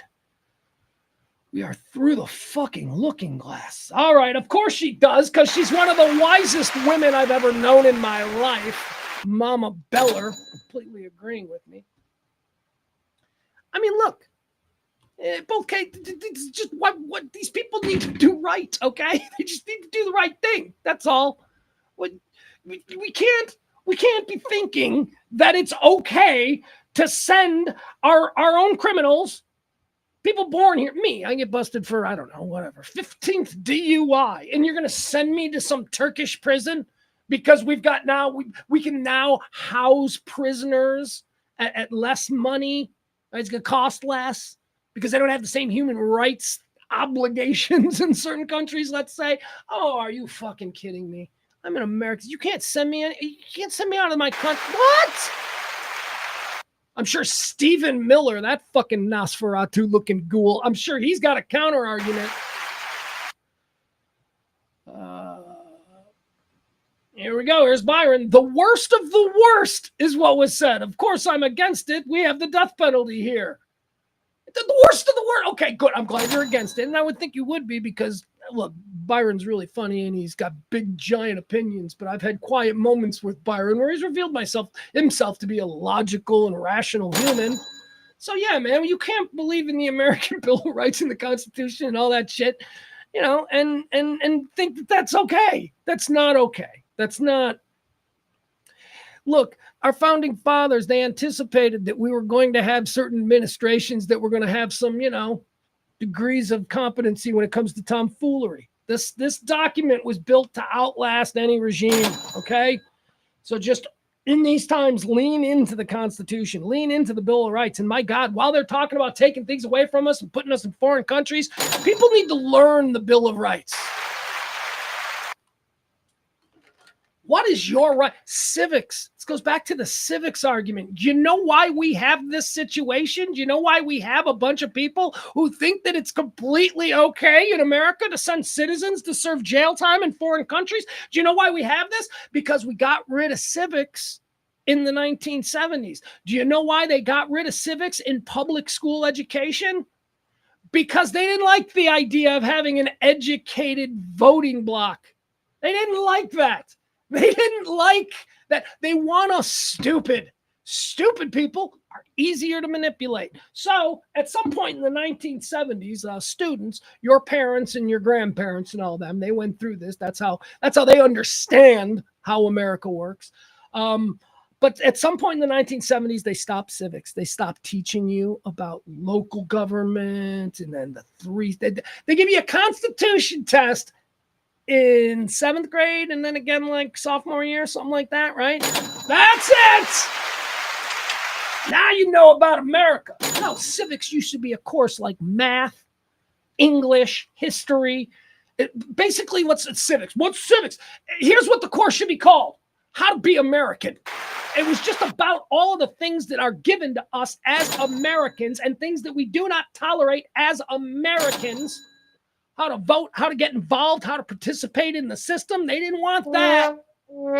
Well, you know, we're cutting things from school. I think the first and most important thing that we need to cut, not square dancing. Let's have square dancing all through the 70s and 80s and all of that. Every kid, every fucking where, doesn't matter if they're from the northernest point in this goddamn country, they had to spend months of their lives going to school in America in the 70s, 80s, and 90s, learning fucking square dancing. But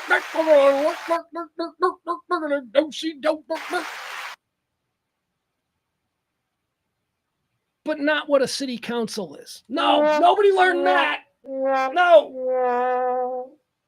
How to fucking do a checkbook, right? That was another thing that we all, what? I mean, we don't need that now.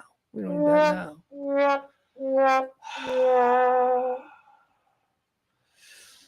right. Worst of the worst, Byron says. Haven't mentioned what? No, Jeff Pugs hasn't mentioned. Had to step away. Did Pugs cover the school shooting in Dallas today? No. No. Because, you know. But should we? Hold on. Wilmer Hutchins. What's going on? I just saw it come across.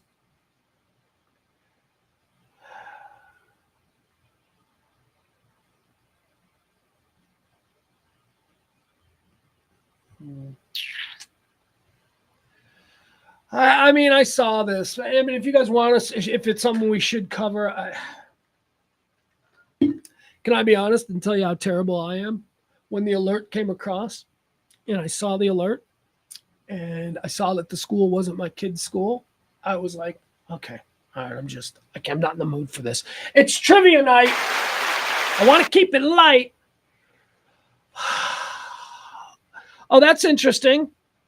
Hold on, let's see this. Jeff says, in Iowa, a civics class is required to graduate high school. 2 classes, actually. One called government and one called global. That's great. That's great. And you know what? Here's the thing, though. Here's why. I'm going to tell you, different states have different rules. Here's why Iowa makes civics such an important part of educating their. Here's why. It's the same reason why across the Mississippi and Illinois, it's the only state in America where you can use pennies in the toll booths. That's right. You can go through a toll booth in Illinois and you can grab a handful of pennies and you can just keep throwing them in and let them count until the gate goes up. We're the only state in America, Illinois, that allows pennies in the toll booths. You know why? Because we're the land of fucking Lincoln. It's a special dispensation that Illinois has made for themselves.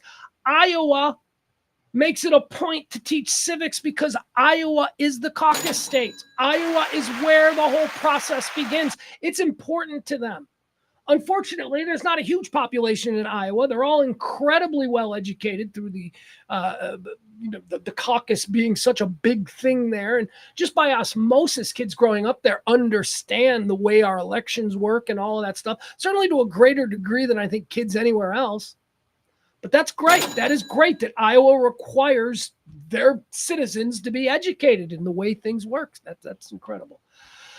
Do I want to jump into the Wilmer Hutchins story? I mean, all right. I don't know what this is. Okay, hold on.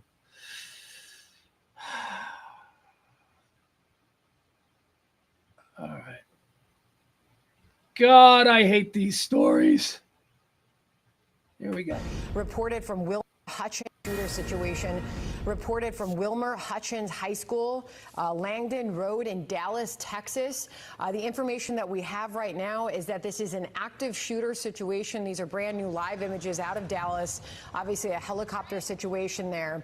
That footage is showing the school with numerous police vehicles surrounding it. Fire trucks, paramedics are already involved in some of the parking lots surrounding the school.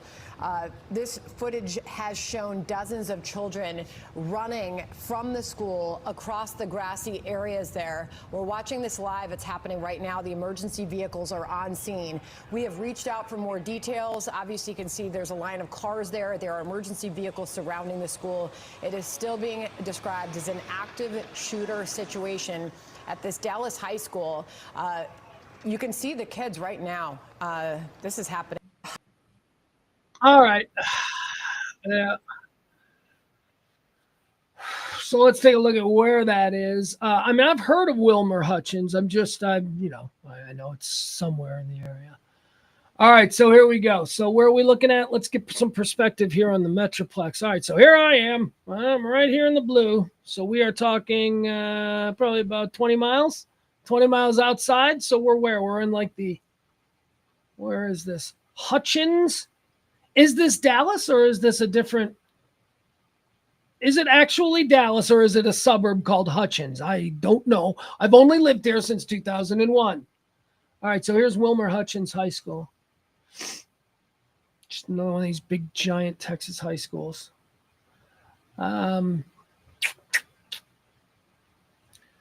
Okay. I mean, I don't know. All right, you know what we'll do? We'll quickly scan through whatever's available right now.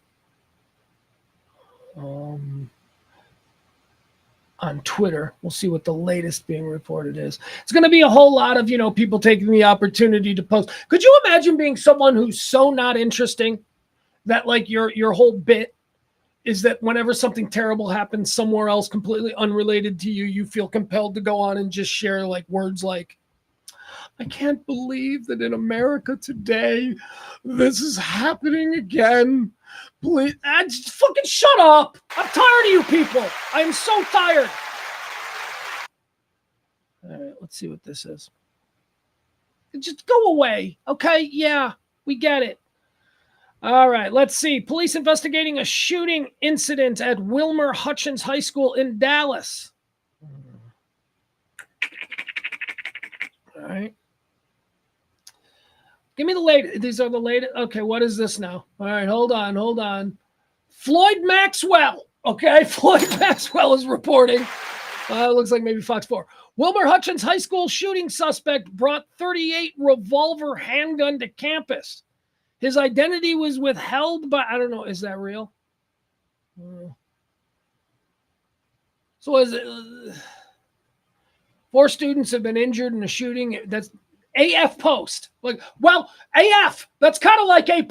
This is probably, I don't know what AF Post is, okay? But they're reporting 4 students were injured in a shooting at Wilmer Hutchins High School in Dallas. The school is, there you go, 98% black and Hispanic. Yeah, AF Post is, they're doing the racial stirring. All right, so let's not worry about it. Let's let the facts come about. Here's the thing, though. I like to put these things in boxes, right? I'm considering what I think this might be. What is that? Here's a question. Easy question. If I was parked in front of that school and I left my car, would I need to lock the doors and be real and hide shit that's inside? Answer me that question, because then I'll decide what box I want to put it in. Because I got to be honest, I'm starting to look at the surrounding neighborhood and I'm looking at some of the things about this and I'm going, oh, this is probably gang beef. And this isn't the really horrible, one where some nerd kid who's, just fed up gets into his daddy's gun locker and decides he's going to take out the lunchroom. Right? That's fucking a whole different thing than some guy who's got beef. And, the only way in this hood show you got beef is like, so fuck that. That's different.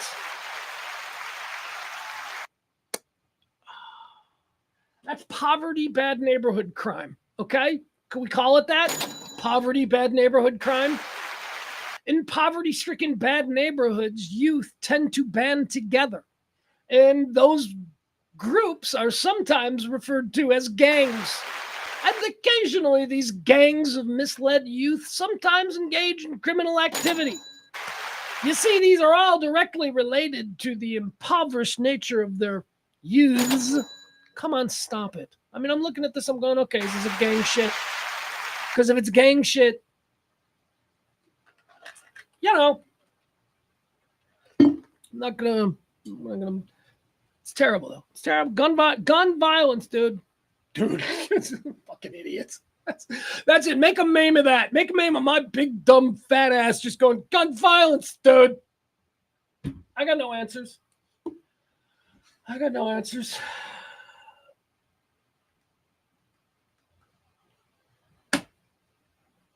Nobody wants to hear my takes on gun violence. Who cares?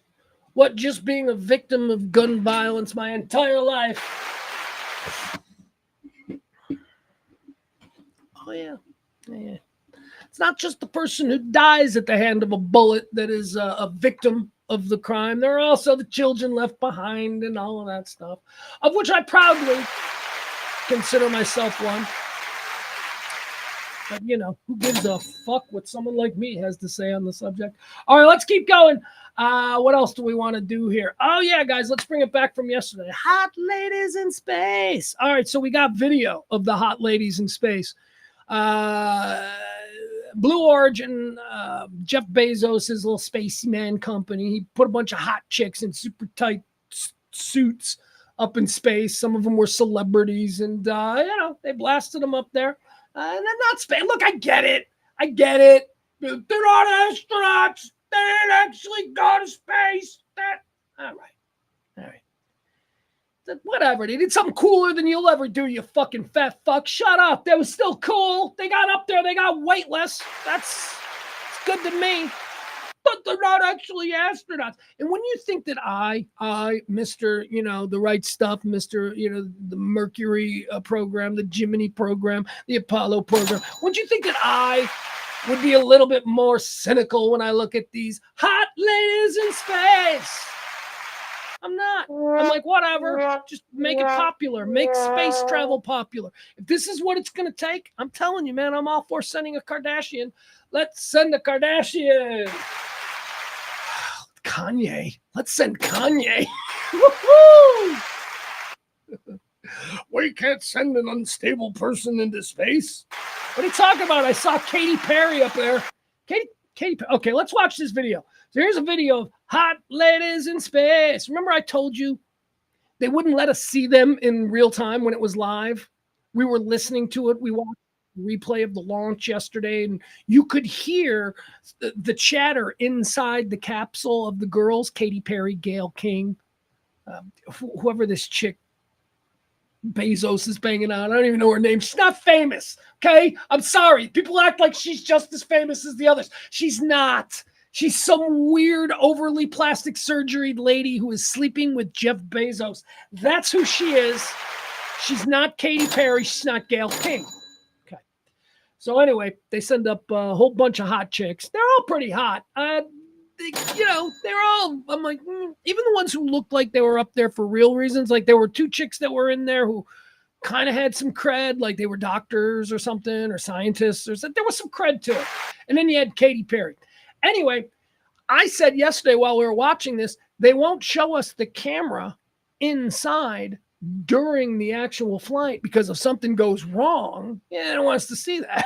I didn't want to see, But I knew we'd get it because there were obviously cameras in there. And so they released the hot ladies in space. And let's watch these idiots. Jesus Christ. I mean, look, I'm all for it. But I guess part of what I want is I want more people talking about this. I want there to be more of awareness of space travel. I want there to be more of an understanding that this can be fun and this can be cool. I want more money. I want more politicians behind the idea of human adventure, for lack of a better word. And that's something we haven't had in this country since the space shuttle just took a big shit on all the goodwill that the Apollo program had built. So the space shuttle program sucked.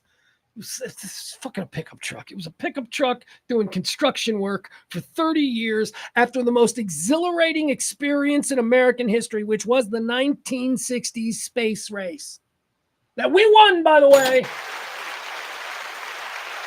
And then we just went, okay, we're done. We're going to do really boring shit. So now we got to do fun stuff. All right, here we go. Let's watch these hot ladies in space. 1, 2, 3, take up space! The fuck is that? Is that some fucking hashtag? Is that some girl power bullshit? All right, that's fine. That's fine. If this is gonna, there's some nerdy future world bending astrophysicist out there right there, 9 years old, seeing this, and she's like, yeah, then awesome. But I can be cynical. Tamir's in space. All right. I don't know who this lady is, but I think she's legit. I think she's like one of the like book nerds. Okay, look at it. This I wanted to show this. Look at this fucking idiot. This idiot needs to be on Love on the Spectrum. The more I see Katy Perry, I realize she's a fucking simplistic. She is just as, as like, the people on Love on a Spectrum. Look at this. This is autistic behavior. Look at what she does. She's in space. This is what she does. A daisy. What the fuck was that? Fuck, that was just weird. Look at her. Katy Perry. Do it again. Flynn, I gotcha. Flynn. Look at her. Oh my God, wait, check that out. Proud Oh, wait, no. Oh, hold on, go back. Check this out. All right, this is her. See, put the fucking head. This is Katy Perry. She's doing the stupid daisy thing. And oh my God. Because remember, they were only up there in waitlist for like 30 seconds. Gotcha. Proud of you, Flynn. See, I don't know who she is, but she's a chick and she's Asian and she's in a spacesuit. So I'm going to guess she belongs there. I'm going to guess she's really fucking good at math. And, they had to have a couple people up there in case everything shit the bed. You can't really count on Katy Perry and Gayle King. Remember that scene in Apollo 13? Hey, Saturday Night Live. I don't know. That's my bit. If I'm on Saturday, if I'm coming in with bits this week, the bit that I'm pitching is that let's combine this video of hot ladies in space with the Apollo 13, where they had to figure out how to create a life.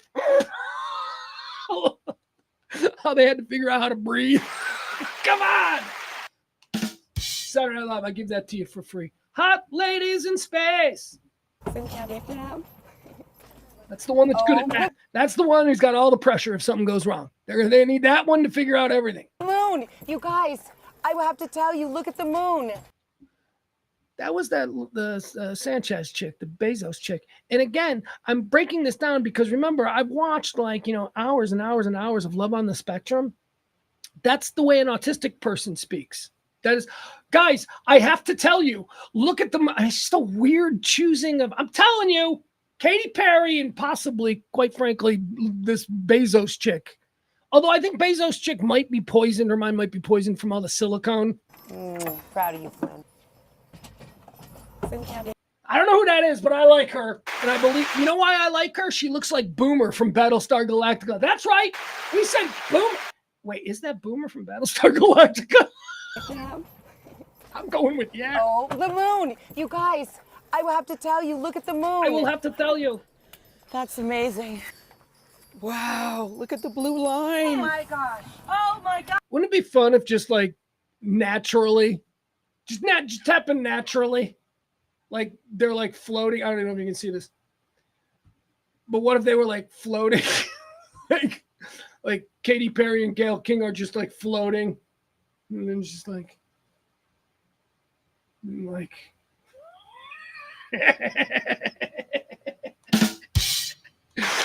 first people to scissor on space. Scissoring the first scissor sisters in space. That's what that would be. All right, forget about them crazy women. Hot ladies in space. Oh, how about should we watch this one? Is this good? Yeah, maybe this is good. Did you see what J.D. Vance did yesterday? They had Ohio State come to the White House. They won the national championship, Ohio State. Maybe you remember. I don't know who they played.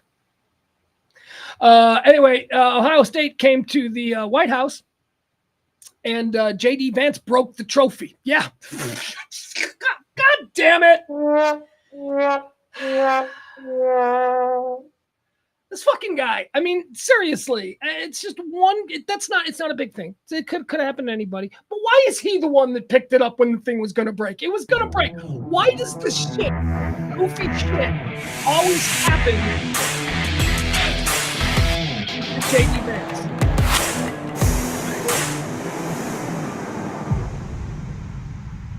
Great. All right, there's Ryan Day, head coach of the national champion Ohio State Buckeyes. Again, I forget who they played. All right. We have some really nice gifts that we're going to have our captains give Mr. President, Mr. Vice President. All right. All right, there's JD. It looks like they're getting uniform. Oh, look at that! You got a cool ass helmet. That's cool. Trump 47. He's a linebacker. Trump 47 is a linebacker. Traditionally speaking, now you can wear any number you want. Bullshit. It's always fat to see a fat guy, or it's always fun to see a fat guy wearing 0. All right, come on. We are the champions. It'd be cool if they sort of like went into a YMCA, did a whole mashup. Trump would love that. All right, here goes JD. All right, JD's about to fuck everything up. All right, see him? JD's over here. Now, was JD told to go over there and pick it up? It looks like Trump gave him an order. Let's see this again. Hold on. Now, what gets him to go over there?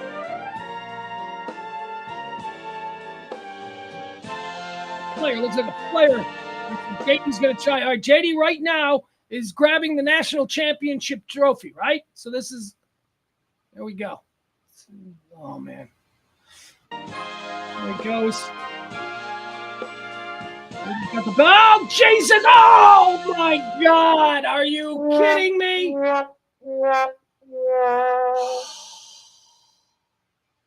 Your Honor, in defense of the Vice President, he's here in the United States. I'd like to say that this was not his responsibility to make sure that the trophy came intact. I think it is reasonable for someone to assume that the trophy itself and the stand are somehow permanently attached. The expectation that he should have used both hands was neither something that he should have done nor something that he did. He seems to have grabbed it. Let's watch it again. All right, here you go. But I do think that the other dude played a part here. Right there it is. Right here. There it is. Okay, see, it's the other guy who kind of pulls it back when JD moves. Oh. But of course, the breaking of the trophy, that's one thing. There are two things that happened here because, the damage that the whole thing may have sustained is not only the trophy itself, which you could see, the gold, that's what they were really focused on saving, but the base is quite nice itself. And I guess it's much heavier than J.D. Vance expected or can lift. And he dropped it immediately, smashing it to the ground. Let's see how that went. There it is. All right, everything's fine here. It's this hand, though. It's this guy's hand. Yeah, that's right. I'm blaming the black guy. That's the MAGA way. Let's blame the black. But in all seriousness, it's this hand moving back towards him, and JD moving the base outwardly is what causes the problem. But then JD fucking drops the whole thing. He can't drop. You got to hang on to it, brother. It's teamwork. You got to let the other guy handle the gold part. Your responsibility after it's broken apart. He's a control freak. It's obvious that J.D. Vance is a control freak. He dropped his part of it because he thought he was needed to save the other part. What, white guy or the black guy can't do it, J.D.? Is that it? You saw this black guy's going to be incapable. White man needs to step in. Is that what happened? Oh, fuck. No, not what happened at all. He just completely fumbled that shit. He just completely. Here's what I love. What kind of shit talk do you think Trump is saying? Trump is like, oh, that's my idiot vice president. It's one of the reasons we got him up here with us, because we know that as long as he's around, I'm not going to be the biggest dork in the room. We're all laughing. All right, there you go. JD Vance drops the trophy. Again, I don't remember who they played.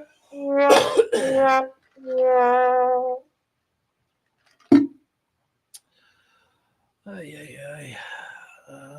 only give me one. All right, I'm trying to decide how much longer we want to go. Barney says that it's Henderson who broke the trophy days ago. Oh, is that what's going on the crazy right wing?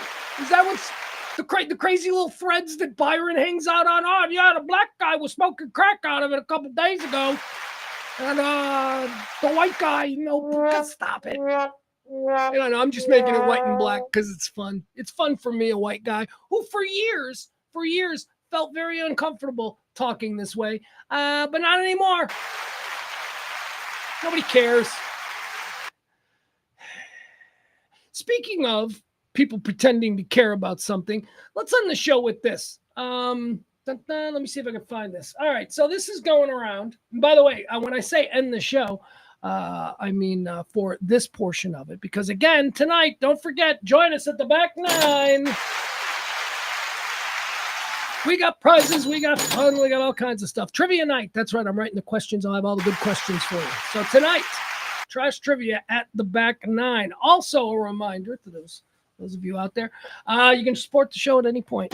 That's right, drop a little something in the Venmo, drop a little something in the Cash App. They both go to the same place. Me, so that I can continue doing these shows. All right, so now let's get into this. Let me show you this story. I want to talk about the story. We're going to watch the story, and oh my God, people know. I guess it's a story that's being talked about a lot in sports areas, like sports morning shows, sports radio, and stuff like that. It's trending. It's trending on sports sites. But it's not sports. It's not. It's lifestyle. It's great. And it's exactly the reason you're hearing it on sports radio today is because this is a time of year when sports radio is just fucking desperate. If your basketball team, if you have a basketball team, is not, in the playoffs and looking good, you don't want to talk about that. Same goes for hockey. Baseball, it is just way too early to talk baseball. It is and football is in the dead season. So sports pundits need things to talk about this time of year, right? They've been talking about the draft as far as football goes. And let's be honest, that's really all people want to hear about. People only really want to talk football, especially it's baseball is America's pastime. Baseball ain't been America's pastime for 30 years. And quite frankly, the NFL is the number 1 sport in this country and the number 2 sport in this country. I have no idea what it is, but it isn't anywhere close to the fucking NFL. So it is bad time for content in the world of sports punditry. So you're looking for other things. You're looking for sports adjacent stories. And boy, a perfect one. A perfect one came to us out of Atlanta last night. This is going around online. Maybe you've seen it. Our own Dallas's own Evan P. Grant is just so offended by this. But I wanted to show it to you guys. This is, you know how like during local broadcasts of baseball games, they have like a roving reporter who's out there working the crowd, going up to fans with microphones, that kind of thing. It's normal. Every team does it. Well, the Braves do it too.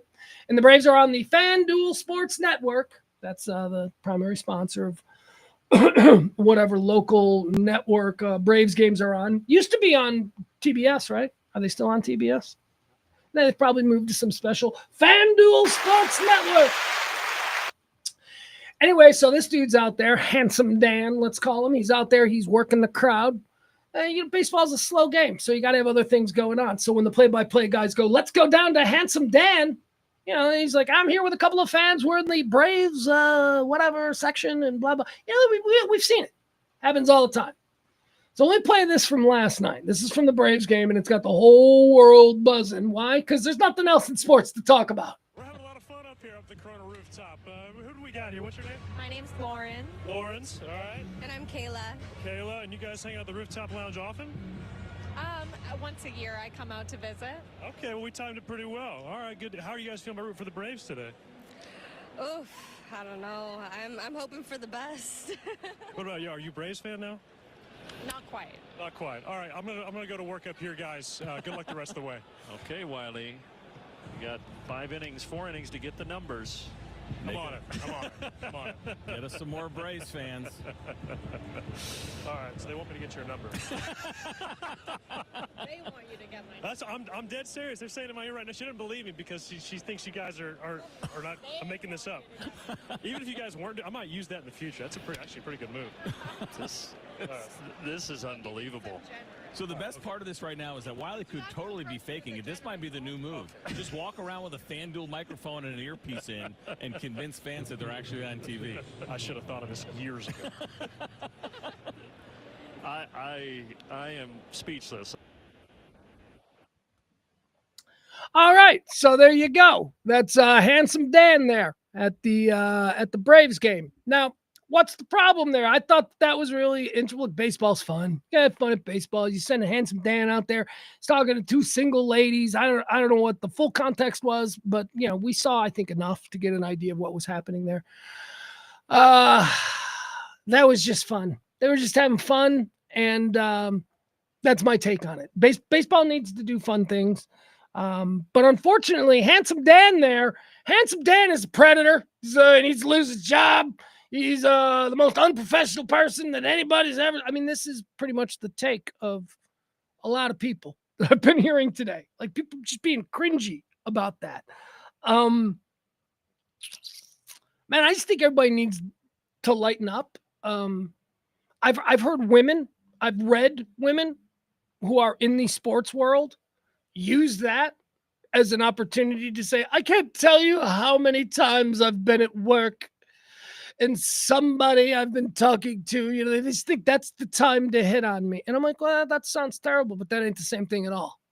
Because in your story, you're the person with the microphone interviewing some stranger, and that person taken by your beauty decides that that's his moment as a civilian to hit on you. All right. I don't know why this is so oppressive to you. It should be complimentary, but I guess when you're born beautiful and you're put on TV because you're beautiful, you don't really appreciate when other people, us, the uglies, go, wow, you're pretty. No, that at some point in your life becomes something that just is the biggest cross that you must bear. And I think I know what it is. I think it's because pretty people don't have many crosses to bear in life. But I always say about beautiful women, you don't have the fucking slightest clue what a door weighs. You have no idea. You have never opened a door in your life. You are fucking beautiful. So I've read a lot of, beautiful women who are sports reporters and sideline reporters saying how that guy is unprofessional. I've also heard people talking about, oh, he's just such a creeper. No, he's not. That dude's not a creeper at all. That dude was fucking charming. And by the way, let me tell you something. He was taking direction from a couple of boomers who are his boss. That's right. The people he was talking to are the play-by-play team. They're the big stars as far as whatever media presentation the daily broadcast of Braves games put out.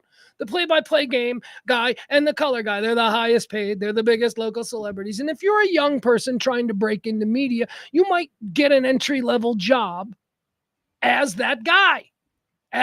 Or that girl, whatever the case may be. A lot of teams use girls. And so, you're out there and, you're nervous. That guy's what, 26, 27? It's probably, this is the coolest thing that he's ever done in his career. And he's out there and he's loving doing the games. And all of a sudden, he's got to interact now with the, I make $10 million a year to call Braves games for the last 30 years or whatever. I don't know who these people are. It's probably like Tom Glavine, probably like some god in Atlanta. And so this guy is out there. He's got to make his hits good. You got to understand what's going on in this guy's mind. This guy's mind, he's like, look, no matter what happens in my interactions with these guys, they got to remember me. Because if they like me, then that's job security for me. And it's fucking a workplace thing, okay? So this dude is out there and he's talking to the girls and everything is being nice. And then one of those dudes goes, yeah, you better get her number. And he complied. He followed with what that guy was saying. Now, of course, he could have gone, no, that is highly inappropriate. How dare you? But why would he do that? Why would he shine a spotlight and possibly now get a guy that he needs to have like him in trouble? Can you believe the big story today would be, do you remember when Tom Glavine got really creepy and then that guy who just got fired by the Braves told him that he wouldn't do it? Those are all very real scenarios that exist in different timelines. So this idea that this guy is being dragged now for being a creep and a predator and a monster. Oh, shut up. You know what would have been an even bigger and funner? Funner, that's not a word. You know what would have been an even better way for that thing to have ended? For him to have shot him down. For that girl to have said, yeah, I don't give my number to just people I just met. Everybody would have laughed. He would have been like, ah. But that girl didn't do that. That girl willingly gave her number to the handsome TV guy who approached her and her single friend while having drinks. She gave him the number because he seemed like a nice guy and he's got a good job. And quite frankly, in this dating world, you know, you got to meet quality people very rarely. So she gave him the number willingly. If she didn't want to give him the number, she could have said, no, I'm sorry, I don't do that. I'm not that kind of girl. But she didn't want to do that, I think. Because she was like, you know what? This guy is pretty cute. And he seems kind of nice. And I like to meet new people. And I'm single. And I think that that's why she did it. But of course, in the way that everybody spun it, she was under so much pressure. I mean, could you imagine? She's just out there with her friend. She's just out there with her friend drinking. They're just having a good time. They didn't ask for that. And then she's put in a position where she could say fucking no. Ladies, say no, okay? God knows I've heard it plenty of times. I know you're capable of saying no. But if that girl was in any kind of a, bad position, if that was happening to her there, she just said no. She's on TV. She's on fucking live TV. She comes off like a goddamn queen. This queen, hashtag. Nothing happened here. These people seem to like each other. She didn't even hesitate when he said, can I get your number? She was like, I know because I've watched it a million times and we're going to watch it again. But because it is a dead time in the world of sports chatter, we've learned nothing from just destroying that girl at Old Miss's life a couple of weeks ago. There was nothing to talk about then. That was boring time. The last couple of months have been bad for sports talk. We destroyed her life, and everybody's like, I'm sorry, we shouldn't have done that. So now there's a feeding frenzy over this guy. I don't know anything about Handsome Dan, I call him, or Wiley or whatever. But he's being destroyed. He didn't do anything wrong. And he's being destroyed because a lot of people are bored and they're looking at this and they're going, well, what if she felt oppressed? What if she felt in danger? What if she... Fuck you. I was raised by a goddamn single woman who made her way in the 70s as a hot single woman. You don't think it was tough on her? You don't think she knew how to be a fucking baller? Let me tell you about my partner, Kelly Moore, who put up with so much shit from guys and was just like, pick the fuck up. Women can say no. Women are not victims all the time. I know, as a matter of fact, every woman I know is a badass. Why? Because I don't hang around with the other kind. I don't know the other kind. So this idea that we project the worst possible character traits on these women, like that this woman is... She's not a strong, independent woman out with her friend having drinks at a ball game like a baller-ass bitch that she is. No. She's a potential victim of just men, and they just need to be creepy. And so fuck you all. That was a nice thing that happened. It was fun TV. And anybody who's telling you anything different is bored, and they are looking for something. They are just looking for something to talk about because you know what? They don't like the Masters.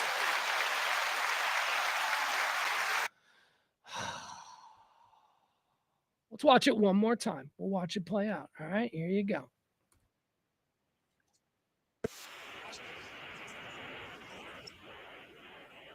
Kayla, and you guys hang out at the rooftop lounge often? Once a year I come out to visit. Okay, well, we timed it pretty well. All right, good. How are you guys feeling about rooting for the Braves today? Oof, I don't know. I'm hoping for the best. What about you? Are you a Braves fan now? Not quite. Not quite. There you go. And that is the extent to his hit. He just wrapped it up. He threw it back. It was nice. Oh, you picked a good night to come out. The Braves are up 4-0. You timed it well. That was it. That's all Handsome Dan did. Now let's listen to what his bosses said. quiet. All right, I'm gonna go to work up here, guys. Good luck the rest of the way. Okay, Wiley. You got 4 innings to get the numbers. I'm on it. I'm on. Now it's been thrown back to him. The position that he's in, he's being engaged now. His hit is done. He's supposed to be getting set for whatever the next one is in the bottom of the next inning or whenever his next thing is. And it was thrown back to him by the multimillionaire stars of the Atlanta Braves broadcast crew, right? And it was that guy. I don't know who that is. Sounds like an old guy. Hit on chick. You know, he's from a different era, whatever. And what did this do? What is the great crime that we can pin on Handsome Dan here? He went with it. He went with what the guy who is the boss and he's trying to impress. He went with it. By the way, can I also say, he got just, this is, probably going to undo anything that I may have said that made me out to be an ally of anyone. He went with the wrong girl. Can we just all agree? Can we all agree on that? He went with the wrong one. He went with this one. We should all be so lucky. This is the one he concentrated on. I'm thinking this is the go-to. I'm thinking this is the better one. But whatever. Get us some more Braves fans. All right, so they want me to get your number. They want you to. See, this at this point, this is a fun bit. He's like, okay, they want me to get your number. All right, so it's a fun bit. Right now he's playing along. This is what baseball needs. These games are fucking boring. We just need little things, okay? I bet if a fat guy wanted to take his shirt off and go, they put that fucker on camera and ain't nobody be offended by that. But this man ought to lose his job. All right, so here we go. So here's the other thing I'd like to point out. He says to her, they want me to get your number. And she looks him directly in the eye, smiles, and in a flirty way that says, I'm okay with this. She says, oh, they want you to get my number. Come on, man. She's not a victim. She's not fucking scared in any way. She's a powerful, young woman. Look at it. They're in a fucking special section. Stop making her out. Listen to her say that again. She calls him out. She goes, oh, they want you to get my number. So you're not interested in me? All right, so they want me to get your number. They want you to get my number. I'm dead serious. They're saying in my ear right now. She didn't believe me because she thinks you guys are not. I'm making this up. Even if you guys weren't, I might use that in the future. That's actually a pretty good move. This is unbelievable. So the best part of this right now is that Wiley could totally be faking it. This might be the new move. Just walk around with a FanDuel microphone and an earpiece in and convince fans that they're actually on TV. I should have thought of this. All right. So there she is. She's got his phone. She is putting her number in his phone. And let me also point out the age-old trick that every woman knows. She doesn't actually, it's not a law. She doesn't have to give him her actual phone number. She could be putting a fake phone number in, and she's playing along. Why? Because she's a resilient, badass, modern bitch, and she knows how to play the game. She's not a victim, okay? We don't need to protect her. Years ago. Look at that smile. Isn't that the smile of a horrified woman? Look at her smile. I should have thought of this years ago. She's grinning. Her friend even.